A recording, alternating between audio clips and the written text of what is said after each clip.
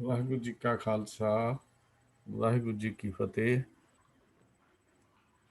ਸਨਮਾਨਯੋਗ ਗੁਰੂ ਸਵਾਰਿਓ, ਆਪ ਸਾਰਿਆਂ ਨੂੰ ਅੱਜ ਦੀ ਇਸ ਗੁਰਮਤਿ ਕਲਾਸ ਵਿੱਚ ਜੀ ਆਇਆਂ।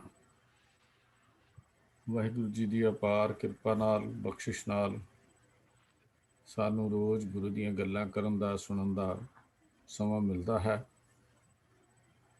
ਜੀਵਨ ਦਾ ਉਹ ਸਮਾਂ ਲੇਖੇ ਵਿੱਚ ਹੈ ਜੋ ਵਾਹਿਗੁਰੂ ਜੀ ਦੀ ਸਿਫਤ ਸਲਾਹ ਵਿੱਚ ਲੱਗ ਜਾਂਦਾ ਹੈ।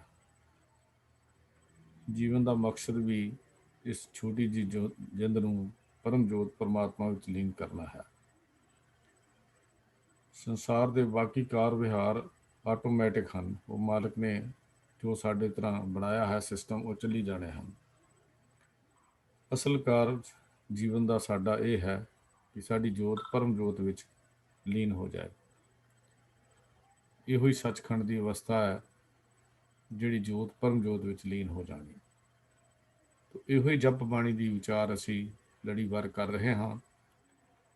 ਪਿਛਲੇ ਕੁਝ ਦਿਨਾਂ ਤੋਂ ਜੋ 5 ਖੰਡ ਜਪ ਦੀ ਬਾਣੀ ਵਿੱਚ ਆਏ ਹਨ, ਉਹਨਾਂ ਦੀ ਲੜੀਵਾਰ ਵਿਚਾਰ, ਪਹਿਲਾਂ ਪੌੜੀ ਵਾਈਜ਼ ਵਿਚਾਰ, ਉਸ ਤੋਂ ਬਾਅਦ ਹੋਰ ਵਿਚਾਰਾਂ, ਕਿਉਂਕਿ ਇਹ ਵਿਸ਼ਾ ਅਧਿਆਤਮਕਵਾਦ ਦਾ ਨਾਲ ਸੰਬੰਧ ਰੱਖਦਾ ਔਰ ਬਹੁਤ ਡੂੰਘਾ ਵਿਸ਼ਾ ਹੈ। ਇੰਨੀਆਂ ਵਿਚਾਰਾਂ ਕਰਨ ਦੇ ਬਾਵਜੂਦ ਵੀ ਅਸੀਂ ਇਹੋ ਹੀ ਕਹਿ ਸਕਦੇ ਹਾਂ ਕਿ ਇਹਦੇ ਬਾਰੇ ਸਾਨੂੰ ਜਦ ਤੱਕ ਸਵਾਦ ਨਹੀਂ ਵੇਖਦੇ ਕੋਈ ਜਾਣਕਾਰੀ ਨਹੀਂ ਮਿਲਦੀ।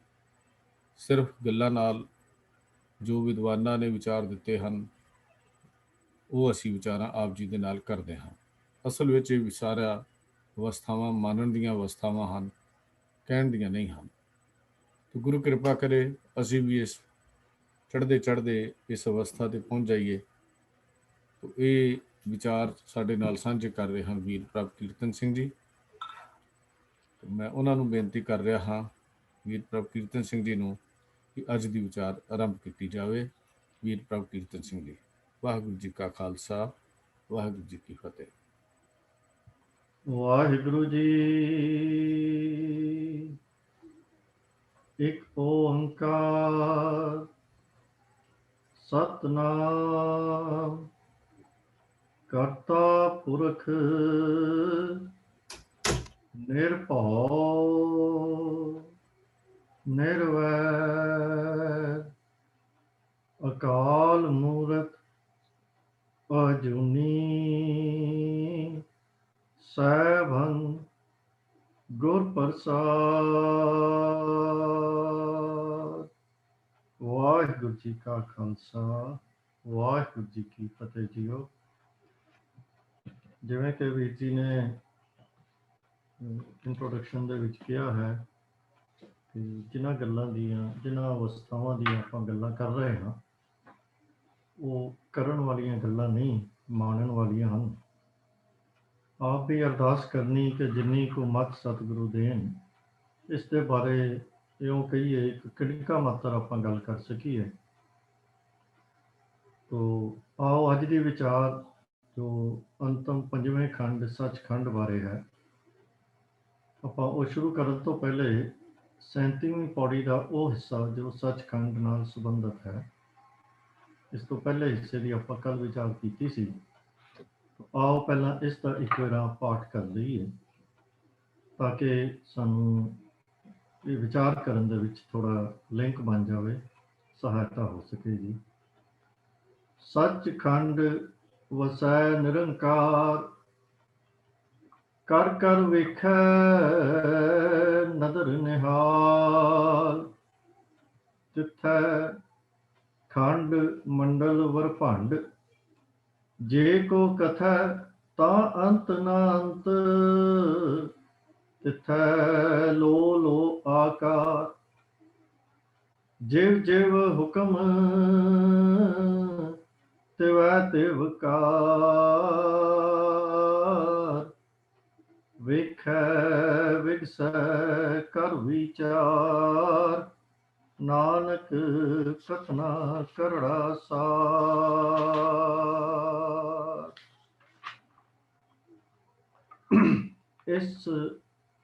ਇਸ ਖੰਡ ਦੀ ਆਪਾਂ ਕਹਿ ਲਈਏ, ਪੌੜੀ ਦੇ ਇਸ ਹਿੱਸੇ ਦੀ ਇੱਕ ਵਾਰ ਆਪਾਂ ਵਿਚਾਰ ਪਹਿਲਾਂ ਡਿਟੇਲ ਦੇ ਵਿੱਚ ਕਰ ਚੁੱਕੇ ਹਾਂ, ਇਹਦੇ ਅਰਥ ਸਮਝ ਚੁੱਕੇ ਹਾਂ। ਇੱਕ ਵਾਰ ਉਹਨਾਂ ਨੂੰ ਆਪਾਂ ਰਿਵਾਈਜ਼ ਕਰ ਲਈਏ ਕਿ ਸੱਚਖੰਡ ਵਸੈ ਨਿਰੰਕਾਰ, ਭਾਵ ਸੱਚਖੰਡ ਦੇ ਵਿੱਚ ਉਹ ਅਕਾਲ ਪੁਰਖ ਵਸਦਾ ਹੈ। ਤੋ ਸੱਚਖੰਡ ਕੀ ਹੈ? ਉਹ ਅਵਸਥਾ ਜਿਸ ਵਿੱਚ ਜਗਿਆਸੂ ਭਗਤ ਅਕਾਲ ਪੁਰਖ ਨਾਲ ਇੱਕ ਰੂਪ ਹੋ ਜਾਂਦਾ ਹੈ, ਭਾਵ ਉਹਦੇ ਤੇ ਅਕਾਲ ਪੁਰਖ ਦੇ ਵਿੱਚ ਕੋਈ ਫਰਕ ਨਹੀਂ ਰਹਿੰਦਾ। ਉਸ ਅਵਸਥਾ ਦੀ ਸਤਿਗੁਰੂ ਜੀ ਗੱਲ ਕਰ ਰਹੇ ਹਨ ਕਿ ਉੱਥੇ ਕੇਵਲ ਨਿਰੰਕਾਰ ਆਪ ਹੀ ਵਸਦਾ ਹੈ। ਮਨੁੱਖ ਦੇ ਅੰਦਰ, ਭਗਤ ਦੇ ਅੰਦਰ ਕੇਵਲ ਨਿਰੰਕਾਰ ਆਪ ਹੀ ਵਸਦਾ ਹੈ। ਕਰ ਕਰ ਵੇਖੈ, ਕਰ ਕਰ ਦਾ ਭਾਵ ਹੈ ਸ੍ਰਿਸ਼ਟੀ ਨੂੰ ਰਚ ਕੇ ਵੇਖ ਰਿਹਾ ਹੈ, ਸੰਭਾਲ ਕਰ ਰਿਹਾ ਹੈ। ਨਦਰ ਨਿਹਾਲ, ਆਪਣੀ ਮਿਹਰ ਦੀ ਨਜ਼ਰ ਦੇ ਨਾਲ ਉਹ ਇਸ ਸ੍ਰਿਸ਼ਟੀ ਨੂੰ ਬਣਾ ਕੇ ਉਹਦੀ ਸੰਭਾਲ ਕਰ ਰਿਹਾ ਹੈ। ਉਹ ਕਰ ਕਰ ਭਾਵ ਬਣਾਈ ਜਾ ਰਿਹਾ ਹੈ, ਉਹਦੀ ਸੰਭਾਲ ਵੀ ਕਰ ਰਿਹਾ ਹੈ ਔਰ ਮਿਹਰ ਦੀ ਨਜ਼ਰ ਨਾਲ ਕਰ ਰਿਹਾ ਹੈ। ਤਿੱਥੈ ਖੰਡ ਮੰਡਲ ਵਰਪੰਡ, ਤਿੱਥੈ ਭਾਵ ਇਸ ਅਵਸਥਾ ਦੇ ਵਿੱਚ, ਭਾਵ ਅਕਾਲ ਪੁਰਖ ਨਾਲ ਇੱਕ ਰੂਪ ਹੋਣ ਵਾਲੀ ਅਵਸਥਾ ਦੇ ਵਿੱਚ ਜਿਹੜਾ ਭਗਤ ਹੈ, ਮਨੁੱਖ ਹੈ, ਉਹਨੂੰ ਖੰਡ ਮੰਡਲ ਵਰਪੰਡ, ਖੰਡ ਭਾਵ ਹਿੱਸੇ, ਮੰਡਲ ਤੇ ਵਰਪੰਡ ਭਾਵ ਬ੍ਰਹਿਮੰਡ। ਕਹਿਣ ਤੋਂ ਭਾਵ ਇਹ ਹੈ ਕਿ ਉਹਨੂੰ ਬੇਅੰਤ ਖੰਡਾਂ, ਵਰਪੰਡਾਂ, ਮੰਡਲਾਂ ਦੀ ਜੋ ਹੈ ਉਹ ਦਿਸਣੇ ਸ਼ੁਰੂ ਹੋ ਜਾਂਦੇ ਹਨ। ਭਾਵ ਉਹਨੂੰ ਇਹਦਾ ਅਹਿਸਾਸ ਹੋਣਾ ਸ਼ੁਰੂ ਹੋ ਜਾਂਦਾ ਹੈ, ਉਹਦੀ ਨਜ਼ਰ ਵਿਸ਼ਾਲ ਹੋ ਜਾਂਦੀ ਹੈ। ਉਹ ਅਨੇਕਾਂ ਖੰਡ ਮੰਡਲ ਵਰਪੰਡ ਸਭ ਨੂੰ ਦੇਖ ਸਕਦਾ ਹੈ। ਜੇ ਕੋ ਕਥੈ ਤਾਂ ਅੰਤ ਨਾ, ਇਹ ਖੰਡ ਮੰਡਲ ਵਰਪੰਡ ਇੰਨੇ ਬੇਅੰਤ ਹਨ ਕਿ ਉਹਨਾਂ ਦਾ ਕੋਈ ਕਥਨ ਨਹੀਂ ਕਰ ਸਕਦਾ, ਇਹ ਬਿਆਨ ਤੋਂ ਬਾਹਰ ਹਨ। ਤਿੱਥੈ ਲੋ ਲੋ ਆਕਾਰ, ਉਸ ਅਵਸਥਾ ਵਿੱਚ ਬੇਅੰਤ ਭਵਨ ਜਾਂ ਲੋਕ ਜਿਵੇਂ ਅਸੀਂ ਕਹਿੰਦੇ ਹਾਂ, ਉਹਨਾਂ ਨੂੰ ਭਵਨ ਕਿਹਾ ਜਾਂਦਾ ਹੈ, ਔਰ ਆਕਾਰ, ਬੇਅੰਤ ਭਵਨ ਤੇ ਆਕਾਰ ਦਿਸਦੇ ਹਨ। ਭਾਵ ਇਸ ਅਵਸਥਾ ਵਿੱਚ ਪਹੁੰਚਣ ਵਾਲੇ ਵਿਅਕਤੀ ਦੀ, ਭਗਤ ਜਨ ਦੀ ਦ੍ਰਿਸ਼ਟੀ ਬਹੁਤ ਵਿਸ਼ਾਲ ਹੋ ਜਾਂਦੀ ਹੈ, ਇੱਕ ਆਮ ਮਨੁੱਖ ਤੋਂ ਬਹੁਤ ਉੱਤੇ ਹੋ ਜਾਂਦੀ ਹੈ। ਉਸਨੂੰ ਉਹ ਕੁਝ ਨਜ਼ਰ ਆਉਂਦਾ ਹੈ ਜਿਹਦਾ ਅਸੀਂ ਕਲਪਨਾ ਵੀ ਨਹੀਂ ਕਰ ਸਕਦੇ, ਔਰ ਨਾਲ ਹੀ ਉਹਨੂੰ ਇਹ ਨਜ਼ਰ ਆਉਂਦਾ ਹੈ ਕਿ ਜਿਵ ਜਿਵ ਹੁਕਮ ਤਿਵੈ ਤਿਵ ਕਰ। ਇਹਨਾਂ ਸਾਰੇ ਬੇਅੰਤ ਖੰਡਾਂ, ਮੰਡਲਾਂ, ਵਰਪੰਡਾਂ, ਲੋਕ ਜਿਹੜੇ ਭਵਨ ਹਨ, ਆਕਾਰ ਹਨ, ਇਹਨਾਂ ਸਾਰਿਆਂ ਦੇ ਵਿੱਚ ਉਹੀ ਕਾਰ ਚੱਲ ਰਹੀ ਹੈ, ਉਸੇ ਢੰਗ ਨਾਲ ਹੀ ਕਾਰ ਚੱਲ ਰਹੀ ਹੈ। ਤਿਵੈ ਤਿਵ ਕਾਰ, ਕਿਸ ਤਰ੍ਹਾਂ? ਜਿਵ ਜਿਵ ਹੁਕਮ, ਜਿਵੇਂ ਉਸ ਅਕਾਲ ਪੁਰਖ ਦਾ ਹੁਕਮ ਹੈ, ਉਹਦੀ ਰਜ਼ਾ ਹੈ, ਉਹਦੀ ਖੁਸ਼ੀ ਹੈ। ਭਾਵ ਇਸ ਅਵਸਥਾ ਦੇ ਵਿੱਚ ਪਹੁੰਚ ਕੇ ਉਸ ਭਗਤ ਨੂੰ ਨਾ ਕੇਵਲ ਇਹ ਸਾਰਾ ਕੁਝ ਦਿਸਣਾ ਸ਼ੁਰੂ ਹੋ ਜਾਂਦਾ ਹੈ, ਬਲਕਿ ਉਹਦੀ ਰਜ਼ਾ, ਉਹਦਾ ਹੁਕਮ ਵੀ ਵਰਤ ਰਿਹਾ ਪ੍ਰਤੱਖ ਨਜ਼ਰ ਆਉਣਾ ਸ਼ੁਰੂ ਹੋ ਜਾਂਦਾ ਹੈ। ਵੇਖੈ ਵਿਗਸੈ ਕਰ ਵਿਚਾਰ, ਇਹ ਵੀ ਨਾਲ ਦਿਸਣਾ ਸ਼ੁਰੂ ਹੋ ਜਾਂਦਾ ਹੈ ਕਿ ਉਹ ਅਕਾਲ ਪੁਰਖ ਜਿਸ ਦਾ ਹੁਕਮ ਵਰਤ ਰਿਹਾ ਹੈ, ਉਹ ਵਿਚਾਰ ਕਰਕੇ ਸਭ ਜੀਵਾਂ ਦੀ ਸੰਭਾਲ ਕਰ ਰਿਹਾ ਹੈ ਔਰ ਬੜੀ ਪ੍ਰਸੰਨਤਾ ਦੇ ਨਾਲ, ਖੁਸ਼ੀ ਦੇ ਨਾਲ ਕਰ ਰਿਹਾ ਹੈ। ਭਾਵ ਉਹ ਇਹਨਾਂ ਸਾਰਿਆਂ ਦੀ ਤਰੱਕੀ ਚਾਹੁੰਦਾ ਹੈ, ਇਹਨਾਂ ਦੇ ਵਿਕਾਸ ਚਾਹੁੰਦਾ ਹੈ, ਇਹਨਾਂ ਨੂੰ ਧਰਮ ਦੇ ਰਸਤੇ ਉੱਤੇ ਤੁਰਨਾ ਦੇਖਣਾ ਚਾਹੁੰਦਾ ਹੈ, ਤੇ ਬੜੀ ਖੁਸ਼ੀ ਦੇ ਨਾਲ ਉਹ ਸਾਰੀ ਸੰਭਾਲ ਕਰ ਰਿਹਾ ਹੈ। ਤੇ ਸਤਿਗੁਰੂ ਜੀ ਕਹਿੰਦੇ ਹਨ ਕਿ ਇਹ ਜੋ ਅਵਸਥਾ ਹੈ, ਸੱਚਖੰਡ ਵਿੱਚ ਪਹੁੰਚੇ ਹੋਏ ਭਗਤ ਦੀ ਜੋ ਅਵਸਥਾ ਬਣ ਜਾਂਦੀ ਹੈ, ਨਾਨਕ ਕਥਨਾ ਕਰੜਾ ਸਾਰ, ਇਸ ਅਵਸਥਾ ਦਾ ਬਿਆਨ ਕਰਨਾ ਬੜਾ, ਕਥਨ ਕਰਨਾ ਬੜਾ ਔਖਾ ਹੈ। ਇਹ ਬਿਆਨ ਨਹੀਂ ਹੋ ਸਕਦੀ, ਇਹ ਕੇਵਲ ਅਨੁਭਵੀ ਹੋ ਸਕਦੀ ਹੈ। ਜੇ ਕੋਈ ਚਾਹੇ ਤਾਂ ਇਹਨੂੰ ਬਿਆਨ ਨਹੀਂ ਕਰ ਸਕਦਾ। ਤੋ ਇਹ ਸਤਿਗੁਰਾਂ ਨੇ ਜੋ ਸਾਨੂੰ ਸੰਖੇਪ ਦੇ ਵਿੱਚ ਦੱਸਿਆ ਹੈ, ਆਓ ਹੁਣ ਇਹਨੂੰ ਥੋੜਾ ਜਿਹਾ ਸਮਝਣ ਦੀ ਕੋਸ਼ਿਸ਼ ਕਰੀਏ। ਜਿਵੇਂ ਕਿ ਕੱਲ ਦੀ ਵਿਚਾਰ ਵਿੱਚ ਗੱਲ ਕੀਤੀ ਗਈ ਸੀ ਕਿ ਕੱਲ ਜੋ ਖੰਡ ਆਪਾਂ ਡਿਸਕਸ ਕੀਤਾ ਸੀ, ਕਰਮ ਖੰਡ, ਮਿਹਰ ਦਾ, ਬਖਸ਼ਿਸ਼ ਦਾ ਖੰਡ, ਉਹਦੇ ਵਿੱਚ ਪਹੁੰਚ ਕੇ ਜਗਿਆਸੂ ਨੂੰ ਆਪਣੇ ਅੰਦਰ ਕੇਵਲ ਅਕਾਲ ਪੁਰਖ ਹੀ ਨਜ਼ਰ ਆਉਂਦਾ। ਉਹਨੂੰ ਆਪਣੇ ਅੰਦਰ ਹੋਰ ਕੋਈ ਚੀਜ਼ ਨਜ਼ਰ ਨਹੀਂ ਆਉਂਦੀ, ਇੱਥੋਂ ਤੱਕ ਕਿ ਉਹਨੂੰ ਆਪਣਾ ਆਪ ਵੀ ਨਜ਼ਰ ਨਹੀਂ ਆਉਂਦਾ, ਕਿਉਂਕਿ ਉਹ ਅਵਸਥਾ ਐਸੀ ਹੈ ਜਿਹਦੇ ਜਿਸ ਵਿੱਚ ਰਾਮ ਰਿਹਾ ਭਰਪੂਰ। ਭਰਪੂਰ ਦਾ ਹੀ ਅਰਥ ਹੈ ਕਿ ਪੂਰੀ ਤਰ੍ਹਾਂ ਭਰਿਆ ਹੋਇਆ। ਹੁਣ ਉਹਨੂੰ ਆਪਣੇ ਅੰਦਰ ਆਪਣੇ ਜੋਗੀ ਵੀ ਕੋਈ ਥਾਂ ਨਹੀਂ, ਕੇਵਲ ਅਕਾਲ ਪੁਰਖ ਦਿਸਦਾ ਹੈ। ਜਦੋਂ ਉਹ ਅੰਦਰ ਝਾਤੀ ਮਾਰਦਾ ਹੈ ਤਾਂ ਉਹਨੂੰ ਆਪਣੇ ਅੰਦਰ ਅਕਾਲ ਪੁਰਖ ਦਿਸਦਾ ਹੈ। ਉਹਦਾ ਸੋਚਣ ਦਾ ਢੰਗ, ਉਹਦੇ ਕਰਮ, ਉਹਦਾ ਗੱਲਬਾਤ ਦਾ ਢੰਗ, ਉਹ ਸਭ ਉਸੇ ਮੁਤਾਬਕ ਹੋ ਜਾਂਦਾ ਹੈ, ਕਿਉਂਕਿ ਉਹਨੂੰ ਹੁਣ ਕੇਵਲ ਅਕਾਲ ਪੁਰਖ ਹੀ ਨਜ਼ਰ ਆ ਰਿਹਾ ਹੈ। ਪਰ ਜਦੋਂ ਸੱਚਖੰਡ ਦੀ ਗੱਲ ਸਤਿਗੁਰੂ ਕਹਿ ਰਹੇ ਹਨ, ਹੁਣ ਇੱਥੇ ਨਿਰੰਕਾਰ ਭਰਪੂਰ ਨਹੀਂ ਹੈ, ਹੁਣ ਹੈ ਹੀ ਨਿਰੰਕਾਰ ਹੈ। ਹੁਣ ਕੋਈ ਐਸੀ ਜਗ੍ਹਾ ਨਹੀਂ ਹੈ ਜਿੱਥੇ ਨਿਰੰਕਾਰ ਭਗਤ ਨੂੰ ਭਰਪੂਰ ਹੋ ਕੇ ਦਿਸਦਾ ਹੈ। ਹੁਣ ਤਾਂ ਬਸ ਸਿਰਫ ਹੈ ਹੀ ਨਿਰੰਕਾਰ ਹੈ। ਕਹਿਣ ਤੋਂ ਭਾਵ ਇਹ ਹੈ ਕਿ ਇੱਥੇ ਸਤਿਗੁਰੂ ਜੀ ਇਹ ਸਮਝਾ ਰਹੇ ਹਨ, ਇਸ਼ਾਰਾ ਕਰ ਰਹੇ ਹਨ ਕਿ ਅੱਗੇ ਤਾਂ ਸ਼ਾਇਦ ਜੋ ਭਗਤ ਜਨ ਹੈ ਉਹਨੂੰ ਆਪਣੇ ਅੰਦਰ, ਕਿਉਂਕਿ ਕੱਲ ਵੀ ਆਪਾਂ 4-5 ਪੰਕਤੀਆਂ ਇਸੇ ਪੌੜੀ ਦੀਆਂ ਡਿਸਕਸ ਕੀਤੀਆਂ ਸਨ, ਜਿਹਦੇ ਵਿੱਚ ਸਤਿਗੁਰੂ ਜੀ ਨੇ ਬਾਰ-ਬਾਰ ਦੱਸਿਆ ਸੀ ਕਿ ਭਗਤ ਦੇ ਅੰਦਰ ਨਿਰੰਕਾਰ ਵਸ ਜਾਂਦਾ ਹੈ। ਤੇ ਹੁਣ ਇਹ ਹੈ ਕਿ ਹੁਣ ਹੈ ਹੀ ਨਿਰੰਕਾਰ, ਇਸ ਅਵਸਥਾ ਵਿੱਚ ਵਸੈ ਨਿਰੰਕਾਰ। ਸੱਚਖੰਡ ਦੀ ਅਵਸਥਾ ਦੇ ਵਿੱਚ ਕੇਵਲ ਨਿਰੰਕਾਰ ਹੀ ਹੈ। ਹੁਣ ਜਗਿਆਸੂ ਦੀ ਆਪਣੀ ਜਿਹੜੀ ਹੋਂਦ ਹੈ ਉਹ ਇਉਂ ਸਮਝ ਲਈਏ ਕਿ ਖਤਮ ਹੀ ਹੋ ਗਈ ਹੈ। ਜਦੋਂ ਉਹ ਜਗਿਆਸੂ ਨੂੰ ਵਾਹਿਗੁਰੂ ਦੀ ਹੋਂਦ ਦੀ ਨਜ਼ਰ ਆਉਂਦੀ ਹੈ ਤਾਂ ਉਸ ਤੋਂ ਅਗਲੀ ਅਵਸਥਾ ਜਿਹੜੀ ਅਕਾਲ ਪੁਰਖ ਨੇ ਵਰਤਾਉਣੀ ਹੈ ਉਹ ਹੈ ਕਿ ਹੁਣ ਬਸ ਉਹੀ ਹੈ। ਹੁਣ ਭਗਤ ਨੂੰ ਵੀ ਉਹ ਆਪਣੇ ਅੰਦਰ ਸਮਾ ਲਏਗਾ, ਉਹ ਆਪਣੇ ਅੰਦਰ ਸਮਾ ਲੈਂਦਾ ਹੈ। ਤੇ ਭਗਤ ਤੇ ਨਿਰੰਕਾਰ ਦੇ ਵਿੱਚ ਕੋਈ ਫਰਕ ਨਹੀਂ ਹੈ, ਅਕਾਲ ਪੁਰਖ ਦੇ ਵਿੱਚ ਕੋਈ ਫਰਕ ਨਹੀਂ ਹੈ। ਹੁਣ ਇਹ ਸਮਝੋ ਕਿ ਭਗਤ ਤੇ ਨਿਰੰਕਾਰ ਇੱਕ ਹੀ ਹੋ ਚੁੱਕੇ ਹਨ, ਜਾਂ ਇਉਂ ਕਹਿ ਲਈਏ ਕਿ ਭਗਤ ਦੀ ਹੁਣ ਹੋਂਦ ਹੀ ਮਿਟ ਚੁੱਕੀ ਹੈ। ਪਹਿਲਾਂ ਤੇ ਉਹਨੂੰ ਆਪਣੇ ਅੰਦਰ ਅਕਾਲ ਪੁਰਖ ਨੂੰ ਮਹਿਸੂਸ ਕਰਨ ਦੇ ਲਈ ਜਦੋਂ ਅਸੀਂ ਗੱਲ ਕਰਦੇ ਹਾਂ, ਇਹ ਕਹਿੰਦੇ ਹਾਂ, ਤੇ ਇੱਕ ਅੰਡਰਲਾਈਂਗ ਅਜ਼ੰਪਸ਼ਨ ਹੈ ਕਿ ਕੋਈ ਹੈ ਜਿਹੜਾ ਆਪਣੇ ਅੰਦਰ ਵਾਹਿਗੁਰੂ ਨੂੰ ਮਹਿਸੂਸ ਕਰ ਰਿਹਾ ਹੈ। ਹੁਣ ਉਹਦੀ ਕੋਈ ਗੱਲ ਨਹੀਂ ਹੋ ਰਹੀ। ਹੁਣ ਸਤਿਗੁਰੂ ਜੀ ਕਹਿੰਦੇ ਹਨ ਬਸ ਨਿਰੰਕਾਰ ਹੀ ਨਿਰੰਕਾਰ ਹੈ, ਕੇਵਲ ਵਾਹਿਗੁਰੂ ਹੀ ਵਾਹਿਗੁਰੂ ਹੈ, ਉਹੀ ਬਾਕੀ ਬਚਿਆ ਹੋਇਆ। ਹੁਣ ਮਨੁੱਖ ਤੇ ਨਿਰੰਕਾਰ ਇੱਕ ਰੂਪ ਹੋ ਚੁੱਕੇ ਹਨ, ਹੁਣ ਕੋਈ ਫਰਕ ਰਹਿ ਹੀ ਨਹੀਂ ਗਿਆ। ਭਗਤ ਅਗਰ ਹੈ ਵੀ ਤਾਂ ਉਹ ਨਿਰੰਕਾਰ ਦੀ ਸ਼ਕਲ ਦੇ ਵਿੱਚ ਹੀ ਹੈ, ਨਿਰੰਕਾਰ ਵਰਗਾ ਹੀ ਹੈ, ਉਹਦੇ ਤੋਂ ਅਭੇਦ ਹੈ। ਜਿਵੇਂ ਕਬੀਰ ਜੀ ਨੇ ਆਪਣੀ ਬਾਣੀ ਦੇ ਵਿੱਚ ਬਚਨ ਕੀਤਾ ਹੈ ਕਿ ਰਾਮ ਕਬੀਰਾ ਏਕ ਭਏ ਹੈ, ਕੋਈ ਨਾ ਸਕੈ ਪਛਾਣੇ। ਉਹ ਇਹ ਅਵਸਥਾ ਵਿੱਚ ਮਨੁੱਖ ਨੂੰ ਜਦੋਂ ਉਹ ਕੇਵਲ ਹੈ ਹੀ ਨਿਰੰਕਾਰ ਔਰ ਭਗਤ ਨਿਰੰਕਾਰ ਤੱਕ ਹੀ, ਉਹਦੀ ਅਵਸਥਾ ਤੱਕ ਹੀ ਪਹੁੰਚ ਚੁੱਕਾ ਹੈ, ਤਾਂ ਕੁਦਰਤੀ ਗੱਲ ਹੈ ਕਿ ਉਹਦੀ ਜਿਹੜੀ ਦ੍ਰਿਸ਼ਟੀ ਹੈ, ਉਹਦਾ ਵਿਜ਼ਨ ਹੈ, ਉਹ ਵੀ ਵੈਸਾ ਹੀ ਬਣ ਜਾਏਗਾ ਜੈਸਾ ਨਿਰੰਕਾਰ ਦਾ ਹੈ। ਫਿਰ ਉਹਨੂੰ ਖੰਡ ਮੰਡਲ ਵਰ ਭੰਡ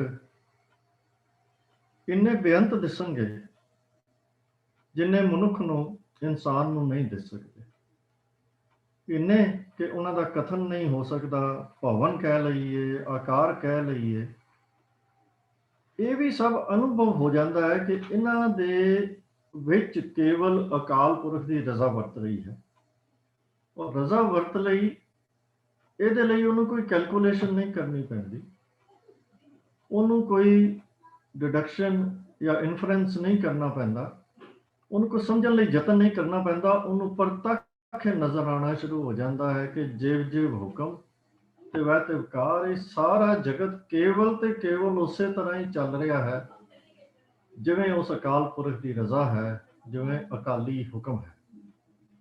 ਤੋ ਇਹ ਉਹਨੂੰ ਪ੍ਰਤੱਖ ਨਜ਼ਰ ਆ ਜਾਂਦੀ ਹੈ, ਉਹਨੂੰ ਭਾਵ ਉਹਦੇ ਅਨੁਭਵ ਵਿੱਚ ਇਉਂ ਆ ਜਾਂਦੀ ਹੈ ਜਿਵੇਂ ਉਹਦੇ ਸਾਹਮਣੇ ਵਰਤ ਰਹੀ ਹੋਵੇ। ਉਹਨੂੰ ਪੂਰੀ ਤਰ੍ਹਾਂ ਉਸੇ ਤਰ੍ਹਾਂ ਹੀ ਦਿਸਣਾ ਸ਼ੁਰੂ ਹੋ ਜਾਂਦਾ ਹੈ ਜਿਵੇਂ ਕੋਈ ਸਾਹਮਣੇ ਗੱਲ ਹੋ ਰਹੀ ਹੋਵੇ। ਉਹ ਮਾਲਕ ਜਿਹੜਾ ਇਸ ਸ੍ਰਿਸ਼ਟੀ ਦੀ ਸੰਭਾਲ ਕਰ ਰਿਹਾ ਹੈ, ਖੁਸ਼ੀ ਨਾਲ ਕਰ ਰਿਹਾ ਹੈ, ਤੇ ਉਹਨੂੰ ਉਸ ਦੀ ਜੋ ਨਿਹਾਲ ਹੋ ਕੇ ਵਿਗਸ ਕੇ ਜੋ ਵਿਚਾਰ ਕਰਕੇ ਸੰਭਾਲ ਕਰ ਰਿਹਾ ਹੈ ਉਹ ਵੀ ਨਜ਼ਰ ਆਉਣਾ ਸ਼ੁਰੂ ਹੋ ਜਾਂਦਾ। ਤੋ ਇੰਨੀ ਵਿਸ਼ਾਲ ਦ੍ਰਿਸ਼ਟੀ ਉਸ ਭਗਤ ਜਨ ਦੀ ਹੋ ਜਾਂਦੀ ਹੈ ਜੋ ਇਸ ਅਵਸਥਾ ਤੱਕ ਪਹੁੰਚ ਜਾਂਦਾ।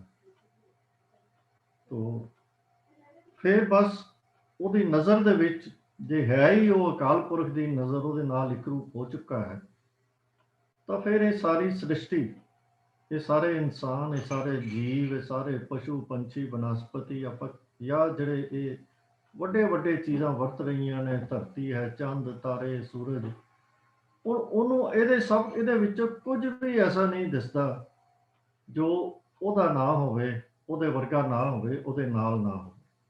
ਤਾਂ ਸਭ ਕੁਝ ਹੀ ਆਪਣਾ ਦਿਸਦਾ ਹੈ। ਹੁਣ ਉਹਦੀ ਸੁਰਤ ਜਿਹੜੀ ਹੈ ਉਹ ਸਿਫਤ ਸਲਾਹ 'ਚ ਖੁੱਭੀ ਹੋਈ ਹੈ। ਹੁਣ ਉਹਦੀ ਉਹ ਅਵਸਥਾ ਬਣ ਚੁੱਕੀ ਹੈ ਜਿਹਦੇ 'ਚੋਂ ਫਿਰ ਵਾਪਸ ਕਦਮ ਨਹੀਂ ਪੈ ਸਕਦਾ। ਉਹ ਹੁਣ ਪ੍ਰਭੂ ਨਾਲੋਂ ਵਿੱਥ ਨਹੀਂ ਪੈਦਾ ਹੋ ਸਕਦੀ। ਹੁਣ ਸਤਿਗੁਰੂ ਜੀ ਨੇ ਇੱਕੋ ਪੌੜੀ ਦੇ ਵਿੱਚ ਦੋਵਾਂ ਖੰਡਾਂ ਦੀ ਸਾਨੂੰ ਗੱਲ ਸਮਝਾਈ ਹੈ। ਇਹ ਦੱਸਣ ਦੇ ਪਿੱਛੇ ਸ਼ਾਇਦ ਸਤਿਗੁਰੂ ਜੀ ਦੀ ਇਸ਼ਾਰਾ ਰਮਜ਼ ਇਹੀ ਹੈ ਕਿ ਕਰਮ ਖੰਡ ਤੇ ਸੱਚਖੰਡ ਦੇ ਵਿੱਚ ਬਸ ਇੰਨਾ ਕੋਈ ਫਰਕ ਹੈ ਕਿ ਉੱਥੇ ਭਗਤ ਦੀ ਮਤਲਬ ਜੋ ਪ੍ਰਭੂ ਵਿੱਚ ਪੂਰੀ ਤਰ੍ਹਾਂ ਸਮਾਈ ਹੋਈ ਹੈ ਕਿ ਨਹੀਂ ਹੋਈ ਹੈ। ਜਦੋਂ ਹਾਲੇ ਉਹ ਸਮਾਈ ਦੀ ਅਵਸਥਾ ਨਹੀਂ ਆਈ ਤਾਂ ਉਹ ਕਰਮ ਖੰਡ ਹੈ।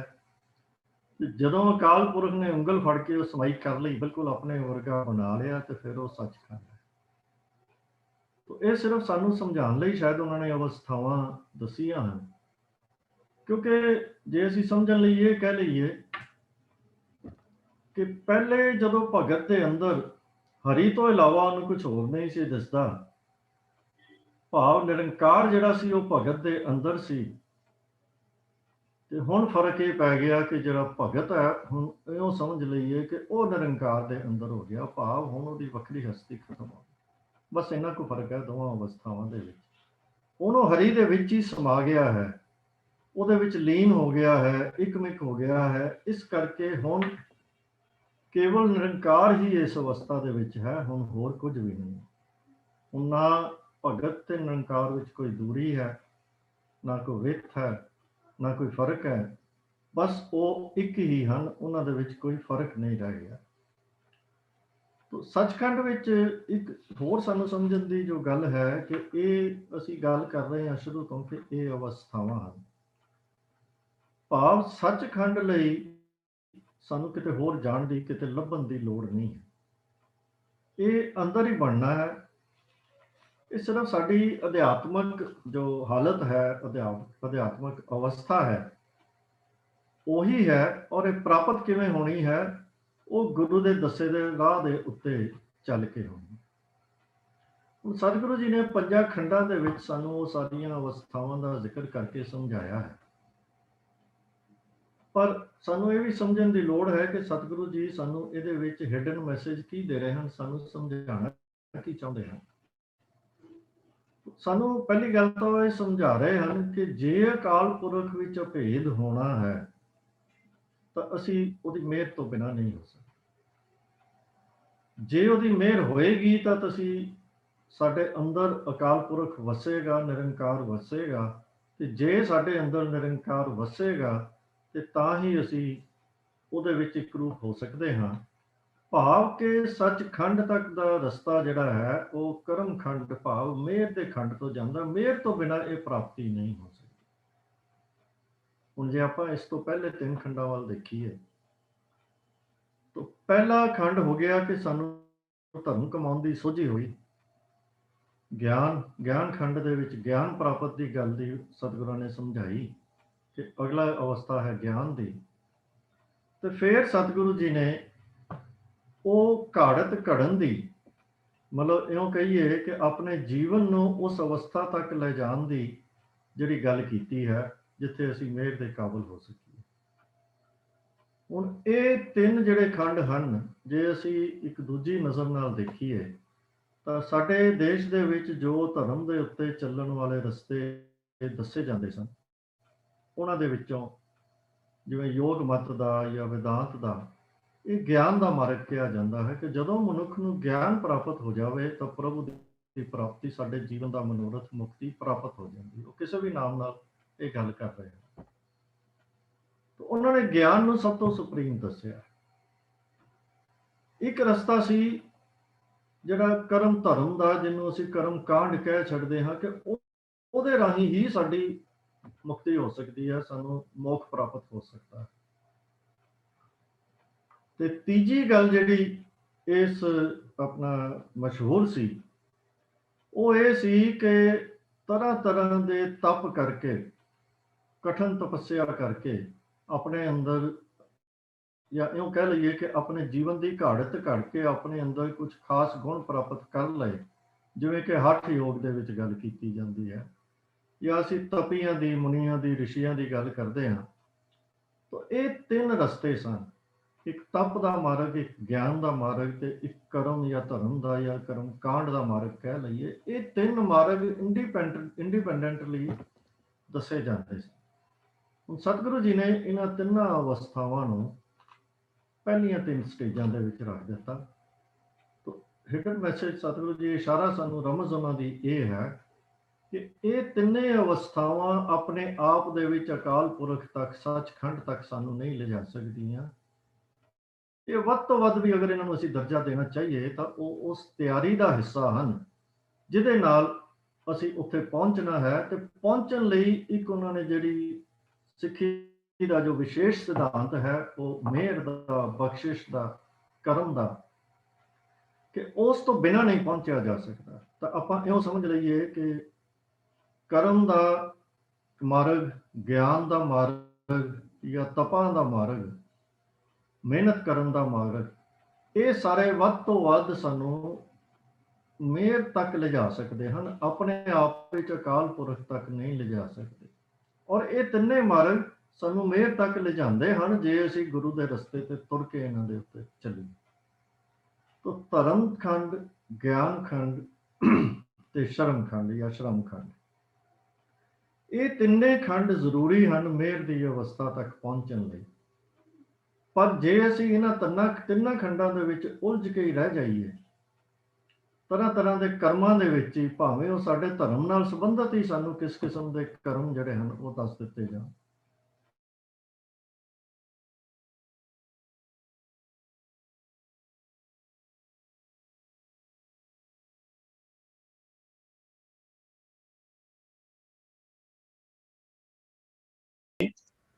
ਕਿ ਉਹ ਸਥਾਨ ਜਿਹਨੂੰ ਗੁਰੂ ਤੇਗ ਬਹਾਦਰ ਸਾਹਿਬ ਜੀ ਦਾ, ਜਿਹਨੂੰ ਅਸੀਂ ਅੱਜ ਤੱਕ ਥੜਾ ਸਾਹਿਬ ਕਹਿੰਦੇ ਰਹੇ ਹਾਂ, ਹਾਂਜੀ, ਉਹ ਸਥਾਨ ਦਾ ਨਾਮ ਵੀ ਹੁਣ ਭੋਰਾ ਸਾਹਿਬ ਪ੍ਰਚਲਿਤ ਕਰਨ ਦੀ ਕੋਸ਼ਿਸ਼ ਕੀਤੀ ਜਾ ਰਹੀ। ਆਵਾਜ਼ ਆ ਰਹੀ ਹੈ ਜੀ? आ रही है जी, आवाज आ रही है। ਹਾਂਜੀ। तो ਸਤਿਗੁਰੂ ਜੀ ਨੇ ਜੋ ਇਹਨਾਂ ਖੰਡਾਂ ਦੇ ਵਿੱਚ ਸਾਨੂੰ ਮੈਸੇਜ ਦਿੱਤਾ ਹੈ ਕਿ ਅਸਲੀ ਕਮਾਈ ਭਾਵੇਂ ਸਾਡੇ ਅੰਦਰ ਦੀ ਸੁਰਤ, ਮਤ, ਬੁੱਧ, ਇਹਨੂੰ ਘੜਨ ਦੀ ਕਰਨੀ ਹੈ, ਪਰ ਇਹ ਸੰਸਾਰ ਦੇ ਵਿੱਚ ਰਹਿੰਦਿਆਂ ਹੋਇਆਂ, ਸੰਸਾਰੀ ਜੀਵਨ ਜਿਉਂਦਿਆਂ ਹੋਇਆਂ ਇਹ ਕਰਨੀ ਹੈ ਜੀ। ਤੋ ਸਤਿਗੁਰੂ ਜੀ ਕਹਿ ਰਹੇ ਹਨ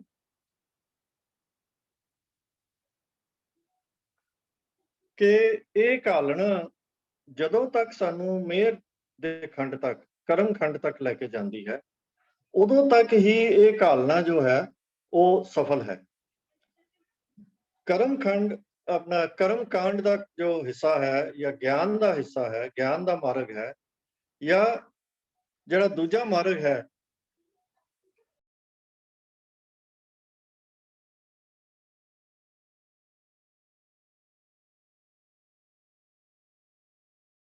ਜ਼ਰੂਰਤ ਹੈ ਸਾਨੂੰ ਸਮਝਣ ਦੀ ਕਿ ਇਹ ਜੋ ਤਿੰਨ ਰਸਤੇ ਸਤਿਗੁਰੂ ਜੀ ਨੇ ਪਹਿਲੇ, ਮਤਲਬ ਕਰਮ ਖੰਡ ਤੋਂ ਪਹਿਲੇ ਰੱਖੇ ਹਨ, ਕੇਵਲ ਇਹਨਾਂ ਉੱਤੇ ਚੱਲ ਕੇ ਜਗਿਆਸੂ ਦਾ ਉਧਾਰ ਨਹੀਂ ਹੋ ਸਕਦਾ।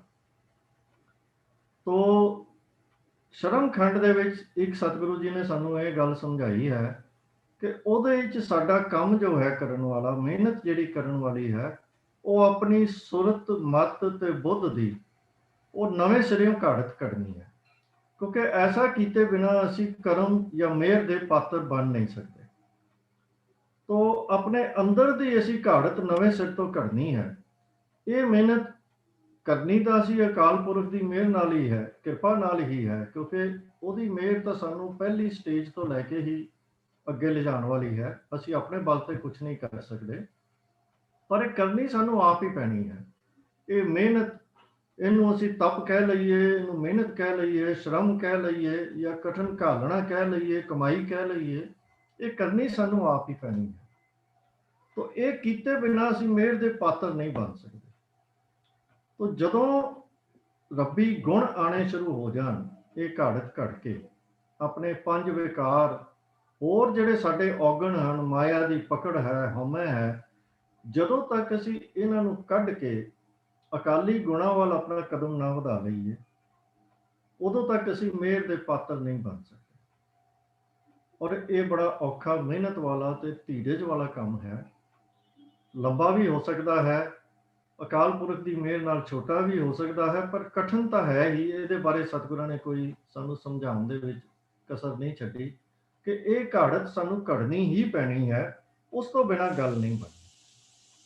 ਤੋ ਸਤਿਗੁਰੂ ਜੀ ਨੇ ਪੰਜਾਂ ਖੰਡਾਂ ਦੇ ਨਾਲ ਕਰਮ ਦੀ ਜੋ ਮਹਾਨਤਾ ਹੈ, ਮਿਹਰ ਦੀ ਮਹਾਨਤਾ ਹੈ, ਉਹਦੀ ਬਖਸ਼ਿਸ਼ ਦੀ ਮਹਾਨਤਾ ਹੈ, ਉਹ ਸਾਨੂੰ ਦ੍ਰਿੜ ਕਰਾ ਦਿੱਤੀ ਹੈ। ਔਰ ਇਸ ਤਰੀਕੇ ਦੇ ਨਾਲ ਜਿਹੜੇ ਉਹ ਤਿੰਨ ਮਾਰਗ ਜਿਹੜੇ ਕਿ ਪ੍ਰਧਾਨ ਮੰਨੇ ਜਾਂਦੇ ਸਨ ਸਾਡੀ ਸਭਿਅਤਾ ਦੇ ਵਿੱਚ, ਸਾਡੇ ਫਲਸਫੇ ਦੇ ਵਿੱਚ, ਉਹਨਾਂ ਦੇ ਬਾਰੇ ਸਾਡੀ ਤਸੱਲੀ ਉਹਨਾਂ ਨੇ ਕਰਵਾ ਦਿੱਤੀ ਹੈ ਕਿ ਉਹ ਪਹਿਲੀਆਂ ਸਟੇਜਸ ਤੱਕ ਹੀ ਲੈ ਕੇ ਜਾ ਸਕਦੇ ਹਨ। ਸਾਡੀ ਜਿਹੜੀ ਕੰਮ ਕਰਨ ਵਾਲਾ ਹੈ, ਉਹ ਆਪਣੀ ਘਾੜਤ ਨੂੰ ਘੜ ਕੇ ਉਹਦੇ ਮਿਹਰ ਦੇ ਪਾਤਰ ਬਣਨਾ ਹੈ। ਤੇ ਜਦੋਂ ਮਿਹਰ ਦੇ ਪਾਤਰ ਬਣ ਗਏ, ਫਿਰ ਤਾਂ ਸਤਿਗੁਰ ਕੋਟ ਪੈਂਡਾ ਆ ਗਿਆ ਹੋਏ ਲੇਤ ਹੈ ਵਾਲੀ ਅਵਸਥਾ ਆ ਜਾਂਦੀ ਹੈ। ਉੱਥੇ ਤੱਕ ਪਹੁੰਚਣਾ ਸਾਡਾ ਕੰਮ ਹੈ। ਤਾਂ ਉਹ ਜੋ ਪਹਿਲੇ ਤਿੰਨ ਮਾਰਗ ਹਨ, ਉਹਨਾਂ ਦਾ ਅਰਥ ਕੇਵਲ ਇੰਨਾ ਹੈ ਕਿ ਸਾਨੂੰ ਮਿਹਰ ਤੱਕ ਲੈ ਕੇ ਜਾਏ, ਸਾਡੀ ਘਾੜਤ ਘੜੀ ਜਾਵੇ। ਮਤਲਬ ਅਸੀਂ ਦੇਖ ਸਕਦੇ ਹਾਂ ਆਮ ਦੁਨੀਆ ਦੇ ਵਿੱਚ ਜੋ ਸਾਡੀ ਆਬਜ਼ਰਵੇਸ਼ਨ ਹੈ ਕਿ ਵੱਡੇ ਵੱਡੇ ਕਰਮਕਾਂਡੀ, ਵੱਡੇ ਵੱਡੇ ਗਿਆਨੀ, ਹੱਠ ਯੋਗੀ, ਤਪੀ, ਜੇ ਉਹ ਮਿਹਰ ਵੱਲ ਨਹੀਂ ਜਾ ਰਹੇ, ਮਿਹਰ ਦੇ ਖੰਡ ਵੱਲ ਨਹੀਂ ਜਾ ਰਹੇ, ਉਹਦੀ ਬਖਸ਼ਿਸ਼ ਦੇ ਪਾਤਰ ਬਣਨ ਦੇ ਮਾਰਗ ਉੱਤੇ ਨਹੀਂ ਚੱਲ ਰਹੇ, ਤਾਂ ਉਹਨਾਂ ਦੀ ਜੋ ਹਾਲਤ ਹੁੰਦੀ ਹੈ, ਉਹ ਆਪਾਂ ਅਨੇਕਾਂ ਸਾਖੀਆਂ ਤੇ ਆਪਣੇ ਜੀਵਨ ਵਿੱਚ ਵੀ ਵਰਤਦਿਆਂ ਦੇਖ ਸਕਦੇ ਹਾਂ ਕਿ ਜਦੋਂ ਉਹਨਾਂ ਦਾ ਧਿਆਨ ਮਿਹਰ ਪ੍ਰਾਪਤ ਕਰਨ ਵੱਲ ਨਹੀਂ ਹੁੰਦਾ, ਕੇਵਲ ਉਹਨਾਂ ਚੀਜ਼ਾਂ ਵੱਲ ਹੀ ਹੁੰਦਾ ਹੈ, ਤਾਂ ਉਹਨਾਂ ਦੇ ਵਿੱਚ ਕੇਵਲ ਭਟਕਣਾ ਹੀ ਹੁੰਦੀ ਹੈ, ਹਉਮੈ ਹੀ ਹੁੰਦੀ ਹੈ, ਹੋਰ ਕੁਝ ਵੀ ਨਹੀਂ ਹੁੰਦਾ। ਤੇ ਹਉਮੈ ਐਸੀ ਵਸਤੂ ਹੈ ਜਿਹੜੀ ਮਨੁੱਖ ਨੂੰ ਉੱਚਾ ਨਹੀਂ ਚੁੱਕ ਸਕਦੀ, ਕੇਵਲ ਨੀਵਾਂ ਤੇ ਨੀਵਾਂ ਹੀ ਗਿਰਾ ਸਕਦੀ। ਤੋ ਜੇ ਅਸੀਂ ਘਾਲਣਾ ਵੀ ਘਾਲਣੀ ਹੈ, ਤਾਂ ਇਹ ਨਜ਼ਰ ਦੇ ਵਿੱਚ ਰੱਖਣਾ ਜ਼ਰੂਰੀ ਹੈ ਕਿ ਅਸੀਂ ਘਾਲਣਾ ਕੁਝ ਪ੍ਰਾਪਤ ਕਰਨ ਲਈ ਨਹੀਂ ਕਰ ਰਹੇ, ਅਸੀਂ ਕੋਈ ਅਵਸਥਾ ਪ੍ਰਾਪਤ ਕਰਨ ਲਈ ਨਹੀਂ ਕਰ ਰਹੇ, ਕੋਈ ਕਰਾਮਾਤਾਂ ਜਾਂ ਕੋਈ ਆਪਣੇ ਅੰਦਰ ਉਹੋ ਜਿਹੀ ਕਾਬਲੀਅਤ ਪੈਦਾ ਕਰਨ ਲਈ ਨਹੀਂ ਕਰ ਰਹੇ ਕਿ ਅਸੀਂ ਕਿਸੇ ਨੂੰ ਕੁਝ ਦੇਣ ਜੋਗੇ ਹੋ ਸਕੀਏ। ਇਹ ਘਾਲਣਾ ਵੀ ਕਰਨੀ ਹੈ, ਗਿਆਨ ਵੀ ਲੈਣਾ ਹੈ, ਧਰਮ ਵੀ ਕਮਾਉਣਾ ਹੈ, ਤਾਂ ਕੇਵਲ ਇਸ ਕਰਕੇ ਕਮਾਉਣਾ ਹੈ ਕਿ ਅਸੀਂ ਉਹਦੀ ਮਿਹਰ ਦੇ ਪਾਤਰ ਬਣ ਸਕੀਏ। ਇਹ ਸਾਡਾ ਕੰਮ ਸਿਰਫ ਉਹਦੀ ਮਿਹਰ ਤੱਕ ਪਹੁੰਚਣਾ ਹੈ, ਬਖਸ਼ਿਸ਼ ਤੱਕ ਪਹੁੰਚਣਾ ਹੈ। ਇੱਕ ਵਾਰ ਅਸੀਂ ਮਿਹਰ ਦੇ ਮਾਰਗ, ਮਿਹਰ ਦੇ ਖੰਡ ਤੱਕ ਪਹੁੰਚ ਜਾਈਏ, ਕਰਮ ਖੰਡ ਤੱਕ ਪਹੁੰਚ ਗਿਆ ਜਿਹੜਾ, ਤੇ ਫਿਰ ਉਸ ਤੋਂ ਅੱਗੇ ਜਿਹੜਾ ਬਖਸ਼ਿਸ਼ ਕਰਨ ਵਾਲਾ ਹੈ, ਕਰਮ ਕਰਨ ਵਾਲਾ ਹੈ, ਮਿਹਰ ਕਰਨ ਵਾਲਾ ਹੈ, ਬਾਕੀ ਦਾ ਕੰਮ ਉਹਨੇ ਕਰਵਾ ਹੀ ਦੇਣੇ ਹਨ। ਤੋ ਇਹ ਪੰਜ ਜੋ ਆਪਾਂ ਖੰਡ ਡਿਸਕਸ ਕੀਤੇ ਹਨ, ਜਿਵੇਂ ਅਸੀਂ ਸ਼ੁਰੂ ਦੇ ਵਿੱਚ ਗੱਲ ਕੀਤੀ ਸੀ, ਕੁਝ ਵਿਦਵਾਨਾਂ ਨੇ ਇਹਨਾਂ ਨੂੰ ਪੰਜ ਪੌੜੀਆਂ ਵਾਲਾ ਡੰਡਾ ਵੀ ਕਿਹਾ ਹੈ। ਤੋ ਜੇ ਇਹ ਪੰਜ ਜੋ ਹਨ ਇਹ ਡੰਡੇ ਹਨ, ਤਾਂ ਆਪਾਂ ਇਉਂ ਸਮਝ ਲਈਏ ਕਿ ਇਹ ਉਹ ਕਿਸ ਪੌੜੀ ਦੇ ਡੰਡੇ ਹਨ। ਤਾਂ ਉਹ ਪੌੜੀ ਜਿਹੜੀ ਹੈ ਉਹ ਅਕਾਲ ਪੁਰਖ ਦੇ ਹੁਕਮ ਦੀ, ਉਹਦੀ ਰਜ਼ਾ ਦੀ ਤੇ ਨਾਮ ਦੀ ਪੌੜੀ ਹੈ। ਉਹਦੇ ਉੱਤੇ ਹੀ ਇਹ ਡੰਡੇ ਲੱਗੇ ਹੋਏ ਹਨ, ਕਿਉਂਕਿ ਪਹਿਲੇ ਖੰਡ ਤੋਂ ਲੈ ਕੇ ਅੰਤਲੇ ਖੰਡ ਤੱਕ ਨਾਮ ਸਿਮਰਨ ਇਉਂ ਚੱਲਦਾ ਹੈ ਕਿ ਜਿਵੇਂ ਸਾਡੀਆਂ ਰਗਾਂ ਦੇ ਵਿੱਚ ਖੂਨ ਚੱਲਣਾ ਹੋਵੇ ਜਾਂ ਬਿਜਲੀ ਦਾ ਕਰੰਟ ਦੌੜਨਾ ਹੋਵੇ, ਉਹ ਹਰ ਵੇਲੇ ਪ੍ਰੈਜ਼ੈਂਟ ਹੈ। ਉਸ ਅਕਾਲ ਪੁਰਖ ਦੇ ਨਾਮ ਨਾਲ ਜੁੜਨ ਦਾ ਜੋ ਕੰਮ ਹੈ, ਉਹ ਕਿਸੇ ਵੀ ਖੰਡ ਦੇ ਵਿੱਚ ਅਸੀਂ ਇਹ ਨਹੀਂ ਸਮਝਦੇ ਕਿ ਸਿਰਫ ਇਹਦੇ ਵਿੱਚ ਗਿਆਨ ਹੈ ਜਾਂ ਸਿਰਫ ਇਹਦੇ ਵਿੱਚ ਸ਼ਰਮ ਹੈ ਜਾਂ ਸਿਰਫ ਇਹਦੇ ਵਿੱਚ ਕੁਝ ਹੋਰ ਹੈ। ਇਹ ਜੋ ਨਾਮ ਸਿਮਰਨ ਦਾ ਜੋ ਆਰੰਭ ਹੋਇਆ ਹੈ, ਸਤਿਗੁਰਾਂ ਨੇ ਸਾਨੂੰ ਉਹ ਅੰਮ੍ਰਿਤ ਵੇਲਾ ਸੱਚ ਨਾਉ ਤੋਂ ਲੈ ਕੇ ਸਾਨੂੰ ਸਮਝਾਉਣਾ ਸ਼ੁਰੂ ਕੀਤਾ ਹੈ। ਫਿਰ ਸੁਣਿਆ ਦੀਆਂ ਪੌੜੀਆਂ, ਮੰਨਿਆ ਦੀਆਂ ਪੌੜੀਆਂ, ਤੇ ਅਖੀਰ ਤੱਕ ਜਾਂਦੇ ਜਾਂਦੇ ਸਤਿਗੁਰਾਂ ਨੇ ਨਾਮ ਸਿਮਰਨ ਦਾ ਪੱਲਾ ਸਾਨੂੰ ਛੱਡਣ ਤੋਂ ਉਹਨਾਂ ਨੇ ਕਦੀ ਇੱਧਰ ਉੱਧਰ ਹੋਣ ਨਹੀਂ ਦਿੱਤਾ। ਤੋ ਇਹ ਪੌੜੀ ਨਾਮ ਸਿਮਰਨ ਦੀ ਹੈ। ਪੌੜੀ ਉਹਦੇ ਹੁਕਮ ਦੀ ਹੈ, ਪੌੜੀ ਉਹਦੀ ਰਜ਼ਾ ਦੀ ਹੈ, ਤੇ ਉਹਦੇ ਉੱਤੇ ਆਪਾਂ ਇਉਂ ਸਮਝ ਲਈਏ ਕਿ ਜਿਵੇਂ ਵਿਦਵਾਨ ਕਹਿੰਦੇ ਹਨ ਕਿ ਇਹ 5 ਡੰਡੇ ਹਨ, ਡੰਡੇ ਵੀ ਨਾਮ ਦੀ ਪੌੜੀ ਨੂੰ ਹੀ ਲੱਗੇ ਹੋਏ ਹਨ। ਤੋ ਇਹ ਸਤਿਗੁਰਾਂ ਨੇ ਵੈਸੇ ਤਾਂ ਅੰਤਲੀ ਪੰਕਤੀ ਦੇ ਵਿੱਚ ਬੜੀ ਜੋ ਗੱਲ ਕਹੀ ਹੈ ਕਿ ਨਾਨਕ ਕਥਨਾ ਕਰੜਾ ਸਾਰ, ਕਿ ਸੱਚਖੰਡ ਵਿੱਚ ਪਹੁੰਚੇ ਹੋਏ ਵਿਅਕਤੀ ਭਗਤ ਜਨ ਦੀ ਅਵਸਥਾ ਨੂੰ ਕਥਨਾ ਜੋ ਹੈ ਇੰਨਾ ਹੀ ਔਖਾ ਹੈ। ਸਾਰ ਦਾ ਭਾਵ ਲੋਹਾ, ਕਿ ਜਿਵੇਂ ਲੋਹਾ ਚਬਾਉਣ ਵਾਲੀ ਗੱਲ ਹੈ। ਤੋ ਇਹ ਸਿਰਫ ਸੱਚਖੰਡ ਦੀ ਅਵਸਥਾ ਨਹੀਂ, ਇਹ 5 ਖੰਡਾਂ ਦੀ ਅਵਸਥਾ ਉੱਤੇ ਹੀ ਲਾਗੂ ਹੁੰਦੀ ਹੈ। ਤੋ ਜਿੰਨੀ ਸਤਿਗੁਰੂ ਜੀ ਨੇ ਬੁੱਧੀ ਬਖਸ਼ੀ, ਉਹਦੇ ਨਾਲ ਇਹ ਅੱਧਾ ਅਧੂਰਾ ਊਣਾ ਪਾਉਣਾ ਜੋ ਵਰਣਨ ਦਾਸ ਕਰ ਸਕਿਆ ਹੈ, ਆਪ ਜੀ ਦੇ ਨਾਲ ਕੀਤਾ ਹੈ। ਪ੍ਰਵਾਨ ਕਰਨਾ ਤੇ ਅਰਦਾਸ ਕਰਨੀ ਕਿ ਇਹਦੇ ਬਾਰੇ ਅੱਗੋਂ ਸਤਿਗੁਰੂ ਜੀ ਬਖਸ਼ਿਸ਼ ਕਰਨ, ਸਾਨੂੰ ਸਾਰਿਆਂ ਨੂੰ ਇਹਦੇ ਉੱਤੇ ਚੱਲਣ ਦੀ ਜੋ ਹੈ ਉਹ ਸਮਰੱਥਾ ਬਖਸ਼ਣ। ਆਓ ਹੁਣ 38ਵੀਂ ਪੌੜੀ, ਜੋ ਅਗਲੀ ਪੌੜੀ ਦੀ ਆਪਾਂ ਵਿਚਾਰ ਕਰਨੀ ਹੈ, ਉਹ ਵੀ ਕਰ ਲਈਏ। ਕੁਝ ਸਮਾਂ ਹੈ ਆਪਣੇ ਪਾਸ, ਤਾਂ ਮੈਂ ਵੀਰ ਜੀ ਨੂੰ ਬੇਨਤੀ ਕਰਦਾ ਕਿ ਉਹਨੂੰ ਡਿਸਪਲੇ ਕਰ ਦੇਣ ਜੀ। ਆਓ ਪਹਿਲਾਂ ਇਹਦਾ ਪਾਠ ਕਰੀਏ। ਜਤ ਪਹਾਰਾ ਧੀਰਜ ਸੁਨਿਆ, ਅਹਰਨ ਮਤ ਵੇਦ ਹਥਿਆਰ, ਭਉ ਖਲਾ ਅਗਨ ਤਪ ਤਾਉ, ਭਾਂਡਾ ਭਾਉ ਅੰਮ੍ਰਿਤ ਤਿਤ ਢਾਲ, ਘੜੀਐ ਸ਼ਬਦ ਸੱਚੀ ਟਕਸਾਲ, ਜਿਨ ਕੋ ਨਦਰ ਕਰਮ ਤਿਨ ਕਾਰ, ਨਾਨਕ ਨਦਰੀ ਨਦਰ ਨਿਹਾਲ। ਜਤ ਦਾ ਅਰਥ ਹੈ ਸਰੀਰਕ ਇੰਦਰੀਆਂ ਨੂੰ ਵਿਕਾਰਾਂ ਵੱਲੋਂ ਰੋਕ ਕੇ ਰੱਖਣਾ। ਅਸੀਂ ਜਤੀ ਸ਼ਬਦ ਅਕਸਰ ਸੁਣਦੇ ਹਾਂ ਕਿ ਫਲਾਣਾ ਬੜਾ ਵੱਡਾ ਜਤੀ ਹੋਇਆ ਹੈ, ਬਾਲ ਜਤੀ ਹੋਇਆ ਹੈ, ਉਹਨਾਂ ਨੂੰ ਦੇਵਤਿਆਂ ਤੱਕ ਦਾ ਦਰਜਾ ਦੇ ਦਿੱਤਾ ਗਿਆ ਕਿਉਂਕਿ ਉਹਨਾਂ ਨੇ ਆਪਣੇ ਇੰਦਰੀਆਂ ਉੱਤੇ ਕਾਬੂ ਪਾ ਕੇ ਰੱਖਿਆ ਸੀ। ਹੁਣ ਸਤਿਗੁਰੂ ਜੀ ਇਹਦੇ ਵਿੱਚ ਕਹਿ ਰਹੇ ਹਨ ਕਿ ਜਤ ਇੰਦਰੀਆਂ ਨੂੰ ਰੋਕਣਾ, ਪਹਾਰਾ ਭਾਵ ਉਹ ਜਗ੍ਹਾ ਜਿੱਥੇ ਸੁਨਿਆਰ ਆਪਣੇ ਗਹਿਣੇ ਕੱਢਦਾ, ਧੀਰਜ ਸੁਨਿਆਰ। ਹੁਣ ਜਤ ਨੂੰ ਉਹ ਜਗ੍ਹਾ ਬਣਾਈ ਜਾਵੇ ਜਿੱਥੇ ਗਹਿਣੇ ਘੜੇ ਜਾਣੇ ਹਨ, ਜਾਂ ਇਉਂ ਕਹੀਏ ਕਿ ਉਹ ਦੁਕਾਨ ਬਣ ਜਾਏ ਸੁਨਿਆਰੇ ਦੀ ਜਿੱਥੇ ਗਹਿਣੇ ਘੜੇ ਜਾਂਦੇ ਹਨ, ਤੇ ਧੀਰਜ ਸੁਨਿਆਰੇ ਦੀ ਜਗ੍ਹਾ ਤੇ ਹੋਵੇ, ਭਾਵ ਧੀਰਜ ਦੇ ਨਾਲ ਹੀ ਇਹ ਜੋ ਘਾੜਤ ਹੈ ਉਹ ਘੜੀ ਜਾਣੀ ਹੈ।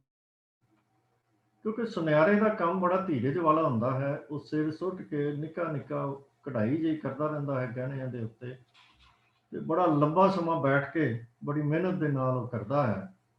ਤੇ ਸੁਨਿਆਰ ਦਾ ਕੰਮ ਕਰਨ ਲਈ ਧੀਰਜ ਦਾ ਹੋਣਾ ਬੜਾ ਜ਼ਰੂਰੀ ਹੈ। ਇਸ ਕਰਕੇ ਸ਼ਾਇਦ ਸਤਿਗੁਰਾਂ ਨੇ ਸੁਨਿਆਰ ਦੀ ਜਿਹੜੀ ਹੈ ਉਹ ਉਪਮਾ ਦਿੱਤੀ ਹੈ ਧੀਰਜ। ਅਹਰਣ ਮਤ ਵੇਦ ਹਥਿਆਰ। ਮਤ ਦਾ ਭਾਵ ਹੈ ਅਕਲ ਤੇ ਵੇਦ ਦਾ ਭਾਵ ਹੈ ਗਿਆਨ। ਅਹਰਣ ਉਹ ਹੁੰਦਾ ਹੈ ਜਿਹਦੇ ਉੱਤੇ ਰੱਖ ਕੇ ਗਹਿਣੇ ਨੂੰ ਸੁਨਿਆਰਾ ਆਪਣੇ ਹਥੌੜੇ ਨਾਲ ਜਾਂ ਉਹਦੇ ਜਿਹੜੇ ਹਥਿਆਰ ਛੈਣੀਆਂ ਦੇ ਨਾਲ ਚੋਟਾਂ ਮਾਰਦਾ ਹੈ। ਚੋਟਾਂ ਕਿਹਦੇ ਨਾਲ ਮਾਰਦਾ ਹੈ? ਉਹ ਛੈਣੀ ਜਿਹੀ ਰੱਖ ਕੇ ਤੇ ਉਹਦੇ ਉੱਤੇ ਉਹਦੀ ਹਥੌੜੀ ਹੁੰਦੀ ਹੈ ਇੱਕ, ਉਹਦੇ ਦੇ ਨਾਲ ਉਹ ਚੋਟਾਂ ਮਾਰਦਾ ਹੈ। ਹੁਣ ਸਤਿਗੁਰੂ ਜੀ ਕਹਿੰਦੇ ਹਨ ਉਹ ਜਿਹੜੀ ਹਥੌੜੀ ਹੈ ਜਿਹਦੇ ਨਾਲ ਚੋਟਾਂ ਮਾਰਦੀਆਂ ਨੇ, ਉਹ ਤਾਂ ਗਿਆਨ ਬਣਾਓ। ਤੇ ਘੜਨਾ ਕਿਹਨੂੰ ਹੈ? ਮਤ ਨੂੰ। ਮਤ ਨੂੰ ਉਹ ਥਾਂ ਬਣਾ ਲਓ ਜਿਹਦੇ ਉੱਤੇ ਰੱਖ ਕੇ ਸਾਡੇ ਜੀਵਨ ਦੀ ਘੜਤ ਘੜੀ ਜਾਣੀ ਹੈ, ਗਿਆਨ ਦੇ ਨਾਲ, ਗਿਆਨ ਦੀਆਂ ਝੋਟਾਂ ਦੇ ਨਾਲ। ਤੇ ਭਉ ਖਲਾ, ਖਲ ਦੀ ਬਣੀ ਹੋਈ ਧੌਂਕਣੀ ਨੂੰ ਖਲਾ ਜਾਂ ਖਲਾ ਕਹਿ ਦਿੰਦੇ ਹਨ। ਭਉ ਹੋ ਗਿਆ ਅਕਾਲ ਪੁਰਖ ਦਾ ਡਰ। ਜਦੋਂ ਧੌਂਕਣੀ ਦੇ ਵਿੱਚੋਂ ਹਵਾ ਅੰਗੀਠੀ ਦੇ ਵਿੱਚ ਨਾ ਵੱਜੇ ਤਾਂ ਗਹਿਣੇ ਲਈ ਜੋ ਸੋਨਾ ਤਿਆਰ ਕੀਤਾ ਜਾ ਰਿਹਾ ਉਹ ਗਰਮ ਨਹੀਂ ਹੁੰਦਾ। ਤਾਂ ਭਾਂਡਾ ਭਾਉ ਉਸ ਅਕਾਲ ਪੁਰਖ ਦੇ, ਭਉ ਖਲਾ ਉਸ ਅਕਾਲ ਪੁਰਖ ਦੇ ਡਰ ਨੂੰ ਉਹ ਧੌਂਕਣੀ ਬਣਾ, ਤੇ ਉਸ ਧੌਂਕਣੀ ਦੇ ਨਾਲ ਕਰ ਕੀ? ਅਗਨ ਤਪ ਤਾਉ। ਅਗਨੀ ਕਿਹੜੀ ਜਗਾ ਉਹਦੇ ਵਿੱਚ, ਕਿਹੜੀ ਅੱਗ ਬਾਲ ਜਿਹਦੇ ਨਾਲ ਗਹਿਣੇ ਲਈ ਤਿਆਰ ਹੋਇਆ ਜਾਵੇ, ਉਹ ਹੈ ਤਪ ਤਾਓ। ਕਿਉਂਕਿ ਤਪ ਦਾ ਅਰਥ ਵੀ, ਜਿਹੜੇ ਤਪ ਲੋਕੀ ਕਹਿੰਦੇ ਹਨ ਕਰਦੇ ਹਨ, ਉਹਦਾ ਵੀ ਟੈਂਪਰੇਚਰ ਨਾਲ ਸੰਬੰਧ ਹੈ ਕਿ ਉਹ ਕੰਮ ਕਰਨਾ ਜਿਹਦੇ ਸਰੀਰ ਦੇ ਵਿੱਚ ਤਪ ਨਿਕਲੇ, ਤਾਪ ਪੈਦਾ ਹੋਵੇ। ਇੱਥੇ ਤਪ ਦੀ ਵਰਤੋਂ ਅਗਨੀ ਦੇ ਨਾਲ ਸਤਿਗੁਰਾਂ ਨੇ ਕੀਤੀ ਹੈ ਕਿ ਤਪ ਤਾਓ ਭਾਵ ਤਪ ਕਰ। ਇੱਥੇ ਤਪ ਉਹ ਨਹੀਂ ਜਿਹੜੇ ਦੂਜੇ ਮਤਾਂ ਵਾਲੇ ਬਹਿ ਕੇ ਘੁਰਨਿਆਂ ਦੇ ਵਿੱਚ, ਭੋਰਿਆਂ ਦੇ ਵਿੱਚ ਬਹਿ ਕੇ ਕਰਦੇ ਹਨ, ਉਹਨਾਂ ਤਪਾਂ ਦੀ ਗੱਲ ਨਹੀਂ। ਜਿਹਦਾ ਹੁਣ ਸਾਡੇ 'ਚ ਵੀ ਰਿਵਾਜ ਹੋ ਰਿਹਾ, ਉਹਦੀ ਗੱਲ ਨਹੀਂ ਸਤਿਗੁਰੂ ਕਰ ਰਹੇ। ਇੱਥੇ ਉਹ ਘਾੜਤ ਘੜਨ ਦੀ ਗੱਲ ਕਰ ਰਹੇ ਹਨ, ਘਾਲ ਕਰਨ ਦੀ ਗੱਲ ਕਰ ਰਹੇ ਹਨ, ਕਮਾਈ ਕਰਨ ਦੀ ਗੱਲ ਕਰ ਰਹੇ ਹਨ, ਜਿਹਦੇ ਨਾਲ ਅਸੀਂ, ਜਿੱਥੇ ਪਹਿਲੀ ਪੰਕਤੀ ਵਿੱਚ ਹੈ, ਮੱਤ ਨੂੰ ਸੋਧਣਾ ਹੈ ਅਸੀਂ ਗਿਆਨ ਦੇ ਹਥਿਆਰ ਨਾਲ, ਮਿਹਨਤ ਦੇ ਨਾਲ, ਔਰ ਅਕਾਲ ਪੁਰਖ ਦੇ ਭੈ ਵਿੱਚ ਰਹਿ ਕੇ ਇਸ ਸੇਕ ਦੇ ਨਾਲ ਅਸੀਂ ਆਪਣੇ ਆਪ ਨੂੰ ਸੋਧਣਾ ਹੈ। ਹੁਣ ਇੱਥੇ ਸਤਿਗੁਰੂ ਜੀ ਸਾਨੂੰ ਇਹਨਾਂ ਤਿੰਨਾਂ ਪੰਕਤੀਆਂ ਨੂੰ ਅਗਰ ਅਸੀਂ ਦੇਖੀਏ ਕਿ ਸਤਿਗੁਰੂ ਜੀ ਇਸ ਤੋਂ ਪਹਿਲਾਂ ਉਹਨਾਂ ਅਵਸਥਾਵਾਂ ਦੀ ਗੱਲ ਕਰ ਰਹੇ ਸਨ ਜਿਹੜੀਆਂ ਇੱਕ ਜਗਿਆਸੂ ਭਗਤ ਜਨ ਆਪਣੇ ਰਸਤੇ ਵਿੱਚ ਤੁਰਦਿਆਂ ਹੋਇਆਂ ਪ੍ਰਾਪਤ ਕਰਦੇ।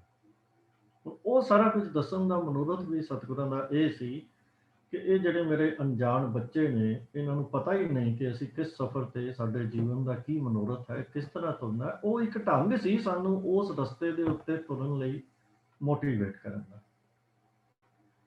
ਇੱਥੇ ਸਤਿਗੁਰੂ ਜੀ ਹੁਣ ਉਸ ਰਸਤੇ ਵਿੱਚ ਕੰਮ ਆਉਣ ਵਾਲੇ ਸਾਰੇ ਗੁਣਾਂ ਦੀ ਜੋ ਗੱਲ ਹੈ ਉਹ ਕਰ ਰਹੇ ਹਨ। ਇੱਥੇ ਜਤ ਦੀ ਗੱਲ ਕਰ ਰਹੇ ਹਨ, ਧੀਰਜ ਦੀ ਗੱਲ ਕਰ ਰਹੇ ਹਨ, ਮਤ ਨੂੰ ਸੋਧਣ ਦੀ, ਗਿਆਨ ਦੀ ਗੱਲ ਕਰ ਰਹੇ ਹਨ, ਅਕਾਲ ਪੁਰਖ ਦੇ ਭੈ ਵਿੱਚ ਰਹਿਣ ਦੀ ਗੱਲ ਕਰ ਰਹੇ ਹਨ, ਘਾਲਣਾ ਕਮਾਈ ਦੀ ਗੱਲ ਕਰ ਰਹੇ ਹਨ। ਹੁਣ ਸਾਨੂੰ ਉਹ ਗੁਣ ਸਤਿਗੁਰੂ ਦੱਸ ਰਹੇ ਹਨ ਜਿਨ੍ਹਾਂ ਨਾਲ ਸਾਡਾ ਉਹ 5 ਖੰਡਾਂ ਦਾ ਸਫ਼ਰ ਸ਼ੁਰੂ ਹੋਣਾ ਹੈ, ਤੇ ਜਿਨ੍ਹਾਂ ਦੇ ਗੁਣਾਂ ਦੇ ਸਹਾਰੇ ਇਹ ਸਫ਼ਰ ਅਸੀਂ ਤੈਅ ਕਰਨਾ ਹੈ। ਹੁਣ ਅੱਗੇ ਸਤਿਗੁਰੂ ਜੀ ਕਹਿ ਰਹੇ ਹਨ ਕਿ ਭਾਂਡਾ ਭਾਓ ਅੰਮ੍ਰਿਤ ਤਿਤ ਢਾਲ। ਕਿ ਭਾਂਡਾ ਭਾਵ ਉਹ ਕੁਠਾਲੀ, ਉਹ ਕੁਠਾਲੀ ਜਿਹੜੀ ਕਿ ਜਿਹਦੇ ਵਿੱਚ ਪਾ ਕੇ ਸੋਨੇ ਨੂੰ ਪਿਘਲਾਇਆ ਜਾਂਦਾ ਹੈ।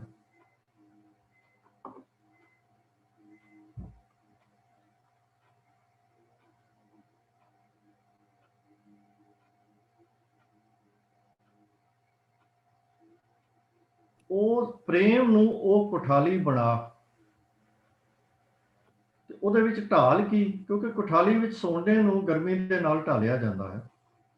ਤਾਂ ਸਤਿਗੁਰੂ ਕਹਿ ਰਹੇ ਹਨ ਕਿ ਪ੍ਰੇਮ ਕੁਠਾਲੀ ਹੋਵੇ, ਅੰਮ੍ਰਿਤ ਤਿਤ ਢਾਲ।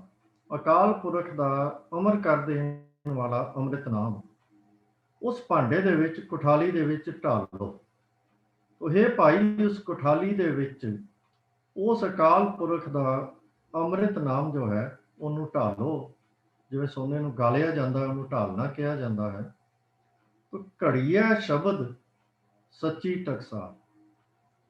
ਇਹ ਜਿਹੜੇ ਉੱਪਰ ਸਤਿਗੁਰੂ ਜੀ ਨੇ ਗੁਣ ਦੱਸੇ ਹਨ, ਇਹ ਸਾਰੇ ਗੁਣ ਜਿੱਥੇ ਪੈਦਾ ਹੋ ਜਾਂਦੇ ਹਨ ਤਾਂ ਉਹ ਸਤਿਗੁਰੂ ਜੀ ਨੇ ਕਿਹਾ ਕਿ ਉਹ ਟਕਸਾਲ ਬਣ ਗਈ, ਸੱਚੀ ਟਕਸਾਲ ਬਣ ਗਈ। ਕਿਉਂਕਿ ਇਹ ਸਾਰਾ ਕੁਝ ਕਰਕੇ ਘੜਿਆ ਕੀ ਜਾਂਦਾ ਹੈ ਕਿ ਇਹੋ ਜਿਹੀ ਹੀ ਸੱਚੀ ਟਕਸਾਲ ਦੇ ਵਿੱਚ ਘੜੀਆ ਸ਼ਬਦ ਭਾਵ ਗੁਰੂ ਦਾ ਸ਼ਬਦ ਘੜਿਆ ਜਾਂਦਾ ਹੈ। ਭਾਵ ਗੁਰੂ ਦੇ ਸ਼ਬਦ ਦਾ ਗਹਿਣਾ ਘੜਿਆ ਜਾਏਗਾ, ਜਿਸ ਨੂੰ ਅਸੀਂ ਧਾਰਨ ਕਰਾਂਗੇ, ਪਾਵਾਂਗੇ। ਤੋ ਸਤਿਗੁਰੂ ਜੀ ਨੇ ਇੱਥੇ ਸਾਨੂੰ ਉਹਨਾਂ ਸਾਰੇ ਗੁਣਾਂ ਦੀ ਗੱਲ ਸਮਝਾਈ ਹੈ ਕਿ ਇਹ ਸਾਰੇ ਗੁਣਾਂ ਦੇ ਸਹਾਰੇ ਅਕਾਲ ਪੁਰਖ ਦੇ, ਵਾਹਿਗੁਰੂ ਦੇ, ਗੁਰੂ ਦੇ ਸ਼ਬਦ ਦੀ ਘਾੜਤ ਘੜੋ ਤੇ ਆਪਣੇ ਜੀਵਨ ਵਿੱਚ ਉਹਨੂੰ ਧਾਰਨ ਕਰਨਾ ਹੈ। ਇਹ ਇੱਕ ਟਕਸਾਲ ਸਾਨੂੰ ਬਣਾਉਣੀ ਪਏਗੀ ਆਪਣੇ ਜੀਵਨ ਦੇ ਵਿੱਚ, ਜਿਹਦੇ ਵਿੱਚ ਇਹ ਟਕਸਾਲ ਕੋਈ ਫਿਜ਼ੀਕਲ ਸਪੇਸ ਨਹੀਂ ਹੈ, ਸਗੋਂ ਇਹ ਸਾਰੇ ਗੁਣਾਂ ਦੀ ਸਪੇਸ ਹੈ। ਜਦੋਂ ਅਸੀਂ ਇਹ ਗੁਣ ਪੈਦਾ ਕਰ ਲਵਾਂਗੇ ਤਾਂ ਇਹ ਘਾੜਤ ਘੜਨ ਲਈ ਟਕਸਾਲ ਬਣ ਜਾਵੇਗੀ। ਜਿਨ ਕਉ ਨਦਰ ਕਰਮ ਤਿਨ ਕਾ। ਜਿਨ ਕਉ ਭਾਵ ਜਿਨ੍ਹਾਂ ਮਨੁੱਖਾਂ ਉੱਤੇ, ਨਦਰ ਭਾਵ ਮਿਹਰ ਦੀ ਨਜ਼ਰ, ਤੇ ਕਰਮ ਭਾਵ ਬਖਸ਼ਿਸ਼, ਜਿਨ੍ਹਾਂ ਦੇ ਉੱਤੇ ਅਕਾਲ ਪੁਰਖ ਦੀ ਮਿਹਰ ਹੋ ਜਾਂਦੀ ਹੈ, ਜਿਨ੍ਹਾਂ ਤੇ ਬਖਸ਼ਿਸ਼ ਹੋ ਜਾਂਦੀ ਹੈ, ਤਿੰਨ ਕਾਰ, ਉਹਨਾਂ ਮਨੁੱਖਾਂ ਦੀ ਇਹ ਕਾਰ ਹੈ। ਭਾਵ ਉਹਨਾਂ ਦਾ ਇਹ ਕੰਮ ਬਣ ਜਾਂਦਾ ਹੈ ਕਿ ਉਹ ਇਹ ਟਕਸਾਲ ਦੇ ਵਿੱਚ ਸ਼ਬਦ ਦੀ ਘਾੜਤ ਘੜਨ, ਆਪਣੇ ਜੀਵਨ ਦੇ ਵਿੱਚ ਸ਼ਬਦ ਰੂਪੀ ਗਹਿਣੇ ਨੂੰ ਧਾਰਨ ਕਰਨਾ। तो सतगुरु जी कह रहे हैं कि अकाल पुरख की नज़र बख्शिश ਇਹਦੇ ਨਾਲ ਇਹ ਘਾੜਤ ਘੜੀ ਜਾ ਸਕਦੀ ਹੈ, ਇਹ ਧਾਰਨ ਕੀਤੀ ਜਾ ਸਕਦੀ ਹੈ, ਪਰ ਇਹਦੀ ਮਿਹਨਤ ਸਾਨੂੰ ਕਰਨੀ ਪਵੇਗੀ। ਤੇ ਨਾਨਕ ਨਦਰ ਨਦਰੀ ਨਦਰ ਨਿਹਾਲ, ਨਦਰੀ ਜੋ ਹੈ ਉਹ ਨਦਰ ਕਰਨ ਵਾਲਾ ਅਕਾਲ ਪੁਰਖ, ਬਖਸ਼ਿਸ਼ ਕਰਨ ਵਾਲਾ ਅਕਾਲ ਪੁਰਖ, ਉਹਦੀ ਨਦਰ ਦੇ ਨਾਲ ਨਿਹਾਲ ਭਾਵ ਪ੍ਰਸੰਨਤਾ ਭਾਵ ਖੇੜਾ ਭਾਵ ਵਿਗਾਸ ਜੋ ਹੈ ਉਹ ਆ ਜਾਣਾ ਹੈ। तो सतगुरु जी कह रहे हैं कि इन्हां गुणां नूं धारण करके असीं शब्द की घाड़त घड़ के शब्द का गहना धारण करके ये सच्ची टकसाल दे विच गहना घड़ के धारण करना है। पर ये सारा कुछ करन दे लई सानूं किस चीज़ की लोड़ है? जिनको नदर करम तिन का। तो फिर ऐसा करके जिन्हां ने ये कर लिया, जिन्हां दी ये कार बन गई, जिन्हां दी ये नित दी कार बन गई, ਉਹਨਾਂ ਦੀ ਅਵਸਥਾ ਸਤਿਗੁਰੂ ਜੀ ਕਹਿੰਦੇ ਹਨ ਕਿ ਉਸ ਨਦਰੀ ਅਕਾਲ ਪੁਰਖ ਦੀ ਨਜ਼ਰ ਦੇ ਨਾਲ ਉਹ ਨਿਹਾਲ ਹੋ ਜਾਂਦੇ ਹਨ। ਉਹ ਵਿਗਾਸ ਦੀ ਅਵਸਥਾ ਵਿੱਚ, ਵਿਸਮਾਦ ਦੀ ਅਵਸਥਾ, ਖੇੜੇ ਦੀ ਅਵਸਥਾ ਦੇ ਵਿੱਚ ਰਹਿੰਦੇ ਹਨ। ਸਤਿਗੁਰੂ ਜੀ ਨੇ ਇੱਥੇ ਜਿਨ੍ਹਾਂ ਗੁਣਾਂ ਦਾ ਜ਼ਿਕਰ ਕੀਤਾ ਹੈ ਉਹ ਜਤ, ਧੀਰਜ, ਮਤ, ਗਿਆਨ, ਮਤ ਦਾ ਐਰਣ ਬਣਾ ਕੇ, ਗਿਆਨ ਦਾ ਹਥੌੜਾ ਬਣਾ ਕੇ, ਭਉ ਦੀ ਧੌਂਕਣੀ ਘਾਲਣਾ ਕਰਕੇ ਤੇ ਭਾਵ ਪ੍ਰੇਮ ਦੀ ਕੁਠਾਲੀ ਬਣਾ ਕੇ ਇਹ ਟਕਸਾਲ ਬਣਾਉਣ ਲਈ ਸਤਿਗੁਰਾਂ ਨੇ ਹੁਣ ਸਾਨੂੰ ਕਿਹਾ। ਹੁਣ ਸਤਿਗੁਰੂ ਜੀ ਨੇ ਪਹਿਲਾਂ ਮੰਜ਼ਿਲ ਬਾਰੇ ਦੱਸਿਆ, ਰਸਤੇ ਦੇ ਪੜਾਵਾਂ ਬਾਰੇ ਦੱਸਿਆ, ਆਉਣ ਵਾਲੀਆਂ ਔਕੜਾਂ ਬਾਰੇ ਦੱਸਿਆ, ਆਨੰਦ ਬਾਰੇ ਦੱਸਿਆ। ਇਉਂ ਕਹਿ ਲਈਏ ਕਿ ਸਤਿਗੁਰੂ ਜੀ ਨੇ ਹੁਣ ਤੱਕ ਸਾਡੀਆਂ ਨਾ ਅਕਾਲੀ ਗਗਨ, ਜੇ ਅਸੀਂ ਕਹਿ ਲਈਏ ਕਿ ਅਕਾਲ ਪੁਰਖ ਦਾ ਜੋ ਰਸਤਾ ਹੈ, ਉਸ ਜਿਵੇਂ ਇੱਕ ਪੰਛੀ ਗਗਨ ਦੇ ਵਿੱਚ ਉੱਡਦਾ ਹੈ ਤੇ ਸਾਰੇ ਪਾਸੇ ਦੇਖਦਾ ਹੈ, ਆਨੰਦ ਲੈਂਦਾ ਹੈ, ਸਤਿਗੁਰੂ ਜੀ ਨੇ ਸਾਨੂੰ ਸਾਰੇ ਝਾਤੀਆਂ ਮਰਵਾ ਦਿੱਤੀਆਂ। ਉਹ ਝਾਤੀਆਂ ਮਰਵਾ ਕੇ ਹੁਣ ਸਾਨੂੰ ਇੱਕ ਵਾਰੀ ਫੇਰ ਇਨਸਾਨੀ ਪੱਧਰ ਤੇ ਵਾਪਸ ਲੈ ਕੇ ਆਉਂਦੇ ਹਨ। ਉਹ ਕਹਿੰਦੇ ਹਨ ਕਿ ਉਹ ਸਾਰੀਆਂ ਗੱਲਾਂ ਉਹ ਰਸਤੇ ਦੀਆਂ ਬਿਲਕੁਲ ਠੀਕ ਹਨ, ਇਹ ਇਵੇਂ ਹੀ ਹੋਣੀਆਂ ਹਨ, ਪਰ ਇਸ ਰਸਤੇ ਤੇ ਤੁਰਨ ਲਈ ਜਿਹੜੇ ਤੇਰੇ ਵਿੱਚ ਇਸ ਧਰਤੀ ਤੇ ਰਹਿ ਕੇ ਇਨਸਾਨਾਂ ਦੇ ਜਿਹੜੇ ਗੁਣ ਹੁੰਦੇ ਹਨ, ਉਹਨਾਂ ਗੁਣਾਂ ਨੂੰ ਵਰਤਣ ਦੀ ਲੋੜ ਹੈ। ਪਹਿਲੇ ਉਹਨਾਂ ਨੂੰ, ਕਿਉਂਕਿ ਇਹ ਸਾਰੇ ਗੁਣ ਇਸ ਜਗਤ ਦੇ ਹੀ ਗੁਣ ਹਨ। ਚਾਹੇ ਜਤ ਦੀ ਗੱਲ ਕਰੀਏ, ਧੀਰਜ ਦੀ, ਗਿਆਨ ਦੀ, ਪ੍ਰੇਮ ਦੀ, ਘਾਲਣਾ ਦੀ, ਇਹ ਸਾਰੇ ਗੁਣ ਇਸ ਜਗਤ ਦੇ ਹੀ ਗੁਣ ਹਨ ਔਰ ਇਹਨਾਂ ਦੇ ਸਹਾਰੇ ਹੀ ਅਸੀਂ ਆਤਮਿਕ ਸਫ਼ਰ ਜਿਹੜਾ ਹੈ ਉਹ ਤੈਅ ਕਰਨਾ ਹੈ। ਹੁਣ ਸਤਿਗੁਰੂ ਜੀ ਸਾਨੂੰ ਵੱਡੀਆਂ ਵੱਡੀਆਂ ਗੱਲਾਂ ਸਾਰੀਆਂ ਦੱਸ ਕੇ, ਸਾਨੂੰ ਨਜ਼ਾਰਾ ਦਿਖਾ ਕੇ ਇੱਕ ਵਾਰੀ ਫੇਰ ਸਾਨੂੰ ਇਨਸਾਨੀ ਪੱਧਰ ਤੇ ਲਿਆ ਕੇ ਦੱਸਦੇ ਹਨ ਕਿ ਸਫ਼ਰ ਆਪਾਂ ਇਹਨਾਂ ਚੀਜ਼ਾਂ ਨਾਲ ਸ਼ੁਰੂ ਕਰਨਾ ਹੈ। ਅੱਜ ਕੱਲ੍ਹ ਅਸੀਂ ਬਹੁਤ ਵਾਰੀ ਇੱਕ ਸ਼ਬਦ ਬੜਾ ਬਾਰ-ਬਾਰ ਸੁਣਦੇ ਹਾਂ, ਖਾਸ ਕਰ ਮੈਨੇਜਮੈਂਟ ਦੇ ਫੀਲਡ ਦੇ ਵਿੱਚ।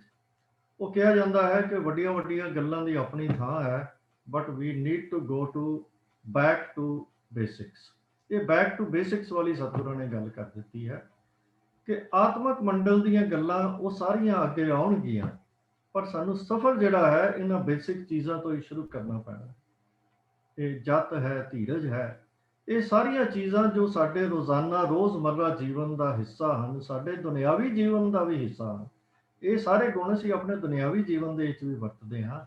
ਇਹੀ ਗੁਣ ਆਪਣੇ ਵਿੱਚ ਪੈਦਾ ਕਰਕੇ ਕਿਉਂ ਇਹ ਸਾਰਿਆਂ ਨੂੰ ਅਕਾਲ ਪੁਰਖ ਨੇ ਬਖਸ਼ੇ ਹੋਏ ਹਨ। ਅਸੀਂ ਸਿਰਫ ਇਹਨਾਂ ਗੁਣਾਂ ਨੂੰ ਹੋਰ ਪ੍ਰਫੁੱਲਤ ਕਰਨਾ ਹੈ, ਇਹਨਾਂ ਨੂੰ ਵਧਾਉਣਾ ਹੈ, ਆਪਣੇ ਜੀਵਨ ਦਾ ਵੱਡਾ ਹਿੱਸਾ ਬਣਾਉਣਾ ਹੈ, ਤਾਂ ਕਿ ਅਸੀਂ ਆਪਣੇ ਔਗੁਣਾਂ ਨੂੰ ਪਿੱਛੇ ਧੱਕ ਕੇ ਇਹਨਾਂ ਗੁਣਾਂ ਦੇ ਸਹਾਰੇ ਦੇ ਨਾਲ ਆਪਣੇ ਆਤਮਿਕ ਸਫ਼ਰ ਨੂੰ ਅਸੀਂ ਉਹਦੇ ਉੱਤੇ ਚੱਲ ਸਕੀਏ।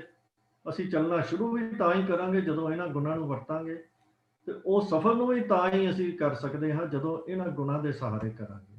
तो सतगुरु जी एक बार फिर सानू एक डिफरेंट तरीके दे नाल इस सफर ਲਈ ਤਿਆਰ ਕਰ ਰਹੇ ਹਨ ਔਰ ਇਹ ਸਾਰੀਆਂ ਗੱਲਾਂ ਦੱਸ ਕੇ ਕਹਿ ਰਹੇ ਹਨ ਕਿ हे ਮੇਰੇ ਪਿਆਰੇ ਬੱਚੇ, ਇਹਨਾਂ ਚੀਜ਼ਾਂ ਨੂੰ ਆਪਣੇ ਅੰਦਰ ਪ੍ਰਫੁੱਲਤ ਕਰ ਤੇ ਫਿਰ ਆਪਣੀ ਆਤਮਾ ਦਾ ਸਫਰ ਸ਼ੁਰੂ ਕਰ, ਤਾਂ ਹੀ ਫਿਰ ਨਦਰੀ ਨਦਰ ਨਿਹਾਲ ਦੀ ਜੋ ਅਵਸਥਾ ਹੈ ਉਹ ਆ ਸਕਦੀ ਹੈ। ਹੋਈਆਂ ਬਹੁਤ ਸਾਰੀਆਂ ਭੁੱਲਾਂ ਦੀ ਖਿਮਾ ਕਰਨੀ ਜੀ। ਵਾਹਿਗੁਰੂ ਜੀ ਕਾ ਖਾਲਸਾ, ਵਾਹਿਗੁਰੂ ਜੀ ਕੀ ਫਤਿਹ। ਵਾਹਿਗੁਰੂ ਜੀ ਕਾ ਖਾਲਸਾ, ਵਾਹਿਗੁਰੂ ਜੀ ਕੀ ਫਤਿਹ। ਜਪ ਬਾਣੀ ਦੀ 38ਵੀਂ ਪੌੜੀ ਦੀ ਵਿਚਾਰ ਅਸੀਂ ਸਰਵਣ ਕੀਤੀ ਹੈ। ਜੋ ਬਾਣੀ ਗੁਰੂ ਪਾਤਸ਼ਾਹ ਜੀ ਨੇ ਆਰੰਭ ਵਿੱਚ ਹੁਕਮ ਰਜ਼ਾਈ ਚੱਲਣਾ, ਨਾਨਕ ਲਿਖਿਆ ਨਾਲ ਦੀ ਗੱਲ ਕੀਤੀ ਸੀ, ਹੁਕਮੀ ਬੰਦਾ ਬਣਨ ਲਈ ਘਾਟ ਘੜਨੀ ਪੈਂਦੀ ਹੈ। ਅਖੀਰਲੀ ਪੌੜੀ ਵਿੱਚ ਵਿਚਲੇ ਸਾਰੇ ਮਜ਼ਮੂਨ ਨੂੰ ਕਵਰ ਕਰਕੇ ਉਹ ਹੁਕਮੀ ਬੰਦਾ ਬਣਨ ਦੀ ਜਾਂਚ ਦੱਸੀ ਹੈ ਵੀ ਇਨਸਾਨ ਹੁਕਮੀ ਬੰਦਾ ਬਣ ਕਿਵੇਂ ਸਕਦਾ। ਇੱਕ ਮਨੁੱਖ ਨੇ, ਕਿਉਂਕਿ ਮਨੁੱਖ ਦਾ ਜੀਵਨ ਸਾਰਾ ਇੱਕ ਕਰਮਾਂ ਦੇ ਉੱਤੇ ਨਿਰਭਰ ਕਰਦਾ ਹੈ। ਇਹਦੇ ਕਰਮ ਉਹਦੇ ਹੁਕਮ ਅਨੁਸਾਰ ਹੋਣੇ ਚਾਹੀਦੇ ਨੇ।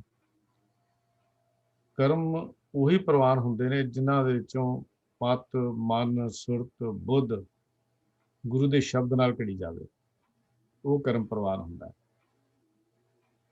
ਜੇ ਇੱਕ ਗੁਰ ਕੀ ਸਿੱਖ ਸੁਣੀ, ਕੇਵਲ ਸੁਣੀ ਨਹੀਂ, ਜੇ ਸੁਣੀ ਹੋਵੇ ਤਾਂ ਫਿਰ ਮੰਨੀ ਵੀ ਹੋਵੇ, ਤੇ ਮੰਨੀ ਦੀ ਭਾਵਨਾ ਦੇ ਨਾਲ ਹੀ ਸਾਡੀ ਭਾਰਤ ਘੜੀ ਜਾਂਦੀ ਹੈ। ਇਹ ਵੱਧਾ ਚੱਟੀ ਭਰਨ ਦਾ ਮਾਰਗ ਨਹੀਂ ਹੈ। ਇਹ ਜਿਹੜਾ ਹੁਕਮੀ ਬੰਦਾ ਵੱਧਾ ਚੱਟੀ ਭਰ ਕੇ ਨਹੀਂ ਬਣਿਆ ਜਾ ਸਕਦਾ। ਇੱਥੇ ਭਉ ਹੈ, ਪਿਆਰ ਹੈ, ਡਰ ਹੈ, ਅਦਬ ਹੈ, ਸਤਿਕਾਰ ਹੈ। ਇਹ ਬੰਦਾ ਮਨੁੱਖ ਨੇ ਹੁਕਮੀ ਬੰਦਾ ਬਣਨਾ ਹੋਵੇ, ਇਹ ਸਾਰੀ ਜਿਹੜੀ ਆਖਰੀ ਪੌੜੀ ਆ ਉਹ ਘਾੜਤ ਹੈ ਜਿਹੜੀ ਇੱਕ ਹੁਕਮੀ ਬੰਦੇ ਦੀ ਘੜੀ ਜਾਣੀ ਹੈ। ਤੇ ਉਹ ਘੜੀ ਕਿਵੇਂ ਜਾਣੀ ਹੈ? ਉਹ ਸ਼ਬਦ ਦੇ ਨਾਲ। ਉਹ ਸ਼ਬਦ ਦੀ ਗੱਲ ਕੀਤੀ ਗੁਰੂ ਪਾਤਸ਼ਾਹ। ਸ਼ਬਦ ਦਾ ਘੜਨਾ ਕੀ ਹੈ? ਘੜੀ ਹੈ ਸ਼ਬਦ ਆ, ਸ਼ਬਦ ਨੂੰ ਵੀ ਘੜਨ ਦੀ ਲੋੜ ਹੈ। ਹੁਣ ਇੱਥੇ ਥੋੜੀ ਗੱਲ ਆਪਾਂ ਨੂੰ ਸਮਝ ਲਈਏ ਵੀ ਸ਼ਬਦ ਦਾ ਘੜਨਾ ਹੀ ਕੀ ਚੀਜ਼ ਹੈਗੀ। ਇਹ ਵੀ ਗੱਲ ਸਮਝਣੀ ਬੜੀ ਜ਼ਰੂਰੀ ਹੈ ਵੀ ਸ਼ਬਦ ਆਲਰੇਡੀ ਘੜਿਆ ਹੋਇਆ, ਸ਼ਬਦ ਨੇ ਤਾਂ ਸਾਨੂੰ ਜੀਵਨ ਜਾਚ ਦੇਣੀ ਹੈ। ਦੇਖੋ, ਜੀਵਨ ਦੇ ਵਿੱਚ ਸਾਡੇ ਤੜਫ ਹੋਣੀ ਬੜੀ ਜ਼ਰੂਰੀ ਹੈ। ਮਿਲਾਪ ਦੀ ਮੈਂ ਪਹਿਲਾਂ ਬੇਨਤੀ ਕੀਤੀ ਹੈ ਕਿ ਵੱਧੇ ਚੱਟੀ ਭਰ ਕੇ ਗੱਡੀ ਨਹੀਂ ਚੱਲਦੀ, ਵੱਡੇ ਚੱਟੀ ਭਰ ਕੇ ਕੀਤਾ ਹੋਇਆ ਪਾਠ ਵੀ ਪ੍ਰਵਾਨ ਨਹੀਂ ਹੈ। ਵੱਧਾ ਚੱਟੀ ਭਰ ਕੇ ਅਸੀਂ ਸੰਗਤ ਕਰਨੀ ਵੀ ਪ੍ਰਵਾਨ ਨਹੀਂ ਹੈ। ਵੱਧਾ ਚੱਟੀ ਭਰ ਕੇ ਅਸੀਂ ਧਰਮ ਦੇ ਕਰਮ ਵੀ ਪ੍ਰਵਾਨ ਨਹੀਂ ਹਨ। ਇਹ 'ਚ ਮੁਹੱਬਤ ਹੈ, ਇਹ 'ਚ ਪਿਆਰ ਹੈ, ਇਹ 'ਚ ਭਾਵ ਹੈ, ਇਹ 'ਚ ਡਰ ਦਾ ਸਤਿਕਾਰ ਹੈ। ਜਦ ਤੱਕ ਇਹ ਚੀਜ਼ਾਂ ਨਹੀਂ ਹੋਣਗੀਆਂ ਉਦੋਂ ਤੱਕ ਘਾੜਤ ਨਹੀਂ ਘੜੀ ਜਾਏਗੀ। ਸਾਡੇ ਅੰਦਰ ਪਿਆਸ ਤਾਂ ਹੋਵੇ, ਕਿਉਂਕਿ ਜਿਨ ਕੋ ਲੱਗੀ ਪਿਆਸ ਅੰਮ੍ਰਿਤ ਸੇ ਹੀ ਖਾਏ ਹਨ, ਤੇ ਖਾਣ ਦੀ ਗੱਲ ਕੀਤੀ ਹੈ। ਅੰਮ੍ਰਿਤ ਪੀਤਾ ਜਾਂਦਾ ਹੈ, ਲੇਕਿਨ ਗੁਰੂ ਸਾਹਿਬ ਨੇ ਖਾਣ ਦੀ ਗੱਲ ਕੀਤੀ ਹੈ ਵੀ ਇੰਨਾ ਕੁ ਬਰੀਕ ਕਰਕੇ, ਇੰਨਾ ਕੁ ਚਿੱਥ ਕੇ। ਖਾਣ ਦੀ ਗੱਲ ਦਾ ਮਤਲਬ ਚਿੱਥ ਕੇ, ਬਰੀਕ ਕਰਕੇ, ਤੇਰੇ ਹਰ ਰੋਮ ਰੋਮ ਦੀ ਕਹਾਣੀ ਜਿਹੜੀ ਹੈ ਉਹ ਗੁਰੂ ਦੀ ਵਡਿਆਈ ਕਰੇ। ਰੋਮ ਰੋਮ ਦੀ ਗੱਲ ਜਿਹੜੀ ਗੁਰੂ ਪਾਤਸ਼ਾਹ ਨੇ, ਗੁਰਮੁਖ ਰੋਮ ਰੋਮ ਹਰ ਧਿਆਵੇ ਦੀ ਕਹਾਣੀ ਜਿਹੜੀ ਹੈ ਉਹ ਹੈ। ਤਾਂ ਘੜਨ ਲਈ ਟਕਸਾਲ ਦੀ ਲੋੜ ਹੁੰਦੀ ਹੈ। ਕੋਈ ਵੀ ਚੀਜ਼ ਘੜਨੀ ਉਹਦੇ ਲਈ ਟਕਸਾਲ ਦੀ ਲੋੜ ਪੈਂਦੀ ਹੈ। ਟਕਸਾਲ ਵਿੱਚ ਟੂਲ ਹੁੰਦੇ ਨੇ, ਜਦੋਂ ਅਸੀਂ ਸੰਦ ਕਹਿ ਦਿੰਦੇ ਹਾਂ। ਇਹ ਸਾਰੇ ਟੂਲ ਦੱਸੇ ਗੁਰੂ ਪਾਤਸ਼ਾਹ ਜੀ ਨੇ। ਸ਼ਬਦ ਦੀ ਟਕਸਾਲ, ਗੁਰੂ ਦੀ ਬਖਸ਼ਿਸ਼ ਦੀ ਟਕਸਾਲ ਦੇ ਵਿੱਚ ਅਸੀਂ ਜਦੋਂ ਘੜਨਾ ਸ਼ਬਦ, ਉਹਦੇ ਲਈ ਟੂਲ ਚਾਹੀਦੇ ਨੇ। ਤੇ ਘਾੜਤ ਕਿਹਦੇ ਨਾਲ ਘੜਨੀ ਹੈ? ਉਹ ਸ਼ਬਦ ਨਾਲ ਘੜਨੀ ਹੈ। ਤੇ ਸ਼ਬਦ ਦਾ ਘੜਨਾ ਕੀ ਹੈ? ਸ਼ਬਦ ਦੇ ਨਾਲ ਘੜਨਾ। ਮਨੁੱਖ ਦਾ ਜੀਵਨ ਪੱਥਰ ਵਰਗਾ ਕਠੋਰ ਹੈ। ਕਦੀ ਦੇਖਿਆ ਪੱਥਰ? ਪੱਥਰ ਨੂੰ ਕੋਈ ਪੂਜਾ ਨਹੀਂ ਕਰਦਾ, ਪਰ ਜਦੋਂ ਉਹ ਬੁੱਤਕਾਰ ਉਹਨੂੰ ਤਰਾਸ਼ਦਾ ਹੈ, ਕਰਦਾ ਹੈ, ਘਰ ਕੇ ਉਹ ਪੱਥਰਾਂ ਦੀਆਂ ਬਣੀਆਂ ਹੋਈਆਂ ਮੂਰਤੀਆਂ ਲੋਕੀ ਘਰਾਂ ਵਿੱਚ ਲੈ ਆਉਂਦੇ ਨੇ। ਘਰਾਂ ਵਿੱਚ ਲਿਆ ਕੇ ਸਾਹਮਣੇ ਰੱਖਦੇ ਨੇ। ਸਾਹਮਣੇ ਰੱਖਦੇ ਹੀ ਉਹ ਪੱਥਰ ਨੂੰ ਨਹੀਂ ਦੇਖਦੇ, ਪੱਥਰ ਵਿੱਚੋਂ ਘੜੀ ਹੋਈ ਮੂਰਤੀ ਨੂੰ ਵੇਖਦੇ ਨੇ। ਪੱਥਰ ਨਹੀਂ ਦੇਖਦੇ। ਪੱਥਰ ਤਾਂ ਟੁੱਟਾ ਸੀ, ਪੱਥਰ ਤਾਂ ਖਤਮ ਹੋ ਗਿਆ, ਹੁਣ ਹੈ ਉਹ ਵੀ ਪੱਥਰ, ਲੇਕਿਨ ਉਸ ਪੱਥਰ ਵਿੱਚ ਉਹਦੀ ਮੂਰਤੀ ਨੂੰ ਦੇਖਦੇ ਨੇ। ਬਸ ਇੰਨਾ ਹੀ ਫਰਕ ਹੈ ਘੜੇ ਹੋਏ ਤੇ ਅਨਘੜੇ ਦੇ ਵਿੱਚੋਂ। ਇਹੋ ਘੜੇ ਤੇ ਅਨਘੜੇ 'ਚ ਇਹੋ ਹੀ ਫਰਕ ਹੈ। ਘਾੜਤ ਸ਼ੁਰੂ ਨਹੀਂ ਹੋਈ ਤਾਂ ਜੀਵਨ ਪੱਥਰ ਵਰਗਾ ਹੈ। ਇਸ ਉੱਤੇ ਕਿਸੇ ਦਾ ਕੋਈ ਅਸਰ ਨਹੀਂ, ਧਰਮ ਕਰਮ ਦਾ ਕੋਈ ਅਸਰ ਨਹੀਂ। ਮੈਂ ਬੇਨਤੀ ਕਰਾਂ, ਮਾਫੀ ਮਚਾ ਰਿਹਾ ਵੀ ਜੇ ਘਾੜਤ ਨਹੀਂ ਨਾ ਘੜੀ ਗਈ, ਫਿਰ ਆ ਕਰਮਾਂ ਇਹਦਾ ਕੋਈ ਅਸਰ ਨਹੀਂ ਹੈ।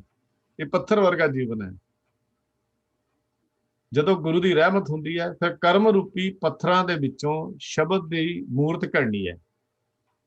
ਕਰਮ ਰੂਪੀ ਸਾਡੇ ਕੰਮ ਵਿੱਚੋਂ ਸ਼ਬਦ ਦੀ ਮੂਰਤ ਘੜੀ ਜਾਂਦੀ। ਸ਼ਬਦ ਦਾ ਘੜਨਾ ਕੀ ਹੈ? ਹਰ ਕੰਮ ਵਿੱਚੋਂ ਗੁਰੂ ਦਿਸੇ। ਸ਼ਬਦ ਦਾ ਘੜਨਾ ਹੈ ਸਾਡੇ ਹਰ ਕਰਮ ਵਿੱਚੋਂ ਗੁਰੂ ਨਜ਼ਰ ਆਵੇ। ਹਰ ਕੰਮ ਸਾਡਾ ਗੁਰੂ ਦੀ ਮਰਜ਼ੀ ਮੁਤਾਬਕ ਹੋਵੇ। ਇਹੋ ਹੀ ਸ਼ਬਦ ਦਾ ਘੜਨਾ ਨੇ। ਸਾਡੇ ਉਸ ਕਰਮ, ਉਹ ਕਰਮ ਵਿਅਰਥ ਕਰਮ ਹੈ ਜਿਸ ਕਰਮ ਵਿੱਚੋਂ ਸਾਨੂੰ ਗੁਰੂ ਦਾ ਦੀਦਾਰ ਨਹੀਂ ਹੁੰਦਾ। ਉਸ ਕਰਮ ਦੀ ਕੋਈ ਵੈਲਿਊ ਨਹੀਂ। ਜਿਹੜਾ ਕਰਮ ਸਾਨੂੰ ਧਰਮ ਖੰਡ ਤੋਂ ਚੱਲ ਕੇ ਗਿਆਨ ਖੰਡ, ਸਰਮ ਖੰਡ, ਕਰਮ ਖੰਡ ਵਿੱਚ ਘੜਿਆ ਜਾਂਦਾ ਹੈ, ਤੇ ਸੱਚਖੰਡ ਦਾ ਵਾਸੀ ਬਣਾ ਦੇਵੇ, ਉਹ ਸ਼ਬਦ ਦਾ ਘੜਨਾ ਹੈ। ਦੇਖੋ ਕਿਆ ਸੀ ਯਾਤਰਾ, ਗੁਰੂ ਪਾਤਸ਼ਾਹ ਨੇ ਕਮਾਲ ਦੀਆਂ ਗੱਲਾਂ ਸਾਨੂੰ ਸਮਝਾਈਆਂ ਨੇ। ਸ਼ਬਦ ਵਿੱਚੋਂ ਗੁਰੂ ਦੇ ਦਰਸ਼ਨ ਕੀਤੇ ਹਨ। ਜਿਵੇਂ ਤਰਾਸ਼ੀ ਹੋਈ ਮੂਰਤੀ ਦੇ ਪੱਥਰ ਤਰਾਸ਼ੀ ਹੋਈ ਪੱਥਰ ਦੀ ਮੂਰਤੀ ਵਿੱਚੋਂ ਹੁਣ ਮੂਰਤੀ ਦਿਸਦੀ ਹੈ, ਪੱਥਰ ਨਹੀਂ ਦਿਸਦਾ। ਇਸ ਤਰ੍ਹਾਂ ਸ਼ਬਦ ਵਿੱਚੋਂ ਸਾਨੂੰ ਗੁਰੂ ਦਿਸਦਾ ਹੋਵੇ, ਸਾਡੇ ਬੋਲਣ ਵਿੱਚ ਸੱਚ ਹੋਵੇ, ਸਾਡੇ ਲਿਖਣ ਵਿੱਚ ਸੱਚ ਹੋਵੇ, ਸਾਡੇ ਜੀਵਨ ਵਿੱਚ ਸੱਚ ਹੋਵੇ, ਤੇ ਸ਼ਬਦ ਵਿੱਚੋਂ ਪ੍ਰਾਪਤ ਹੋਏ ਗਿਆਨ ਦੀ ਹਥੌੜੀ ਨਾਲ ਫਿਰ ਮਤ ਨੂੰ ਘੜਿਆ ਜਾਂਦਾ ਹੈ। ਇਹੋ ਹੀ ਕਹਾਣੀ ਹੈ ਜੋ ਗੁਰੂ ਪਾਤਸ਼ਾਹ ਨੇ ਸਾਨੂੰ ਘੜਨ ਦੀ ਜਾਚ ਦੱਸੀ ਹੈ। ਹੁਕਮੀ ਬੰਦਾ ਬਣਨ ਲਈ ਘਾੜਤ ਘੜੀ ਜਾਣੀ ਹੈ। ਜਦ ਤੱਕ ਇਹ ਘਾੜਤ ਨਹੀਂ ਘੜੀ ਜਾਂਦੀ, ਉਦੋਂ ਤੱਕ ਅਸੀਂ ਪ੍ਰਵਾਨ ਨਹੀਂ ਹੋਣਾ, ਨਾ ਹੀ ਅਸੀਂ ਸੱਚਖੰਡ ਦਾ ਵਾਸੀ ਬਣ ਸਕਦੇ ਹਾਂ। ਇਹ ਗੁਰੂ ਸਾਹਿਬ ਜੀ ਨੇ ਗੱਲ ਕੀਤੀ ਵੀ ਸੱਚਖੰਡ ਦੇ ਵਾਸੀ ਬਣਨ ਲਈ ਪਹਿਲਾਂ ਘਾੜਤ ਘੜਨੀ, ਤਾਂ ਇਹ ਚੀਜ਼ਾਂ ਵਰਤ, ਇਹ ਟੂਲ ਵਰਤ, ਇਸ ਤਰੀਕੇ ਨਾਲ ਆਪਣੀ ਮਤ ਮਨ ਬੁੱਧ ਨੂੰ ਘੜ, ਤਦ ਕਿ ਤੂੰ ਸੱਚਖੰਡ ਦੇ ਵਾਸੀ ਬਣ ਜਾਵੇਂ। ਜਦੋਂ ਸੱਚਖੰਡ ਦਾ ਵਾਸੀ ਬਣ ਜਾਏਗਾ, ਫਿਰ ਉੱਥੇ ਦੁੱਖ ਨਹੀਂ, ਚਿੰਤਾ ਨਹੀਂ, ਕੋਈ ਰੋਗ ਨਹੀਂ, ਕੋਈ ਉੱਥੇ ਕੋਈ ਖਿਆਲ ਹੈ ਹੀ ਨਹੀਂ। ਉਹ ਤਾਂ ਬੇਗਮਪੁਰਾ ਸ਼ਹਿਰ ਕੋ ਨਾਉ ਹੈ, ਉੱਥੇ ਤਾਂ ਦੁੱਖ ਅੰਦੋ ਦੀ ਗੱਲ ਹੀ ਕੋਈ ਨਹੀਂ। ਉਹ ਐਸੀ ਕਹਾਣੀ ਗੁਰੂ ਸਾਹਿਬ ਜੀ ਨੇ ਸਾਡੀ ਘੜ ਦਿੱਤੀ। ਗੁਰੂ ਬਖਸ਼ਿਸ਼ ਕਰੇ ਇਹ ਜੀਵਨ ਸਾਡਾ ਵੀ ਘੜਿਆ ਜਾਵੇ। ਤਹਿ ਦਿਲੋਂ ਧੰਨਵਾਦ ਵੀਰ ਪ੍ਰਭ ਕੀਰਤ ਸਿੰਘ ਜੀ, ਆਪ ਜੀ ਨੇ ਬਖਸ਼ਿਸ਼ ਕੀਤੀ ਹੈ, ਇਹ ਸੇਵਾ ਕੀਤੀ ਹੈ। ਅੱਗੇ ਸ਼ਲੋਕ ਦੀ ਵਿਚਾਰ ਕੱਲ੍ਹ ਕਰਨੀ ਹੈ ਆਪ ਜੀ, ਤੇ ਉਸ ਤੋਂ ਬਾਅਦ ਅੱਗੇ ਲੜੀਵਾਰ ਵਿਚਾਰ ਵੀ ਆਪ ਜੀ ਨੇ ਸ਼ੁਰੂ ਰੱਖਣੀ ਹੈ। ਤਾਂ ਮੈਂ ਬੇਨਤੀ ਕਰ ਰਿਹਾ ਹਾਂ ਵੀਰ ਰਾਜਾ ਸਿੰਘ ਜੀ ਨੂੰ ਕਿ ਅੱਜ ਦਾ ਨਵੇਂ ਜਿਹੜੇ ਵੀ ਸਾਡੇ ਮੈਂਬਰ ਹਨ ਉਹਨਾਂ ਨਾਲ ਜਾਣਕਾਰੀ ਕਰਾ ਦਿੱਤੀ ਜਾਏ। ਵਾਹਿਗੁਰੂ ਜੀ ਕਾ ਖਾਲਸਾ, ਵਾਹਿਗੁਰੂ ਜੀ ਕੀ ਫਤਿਹ।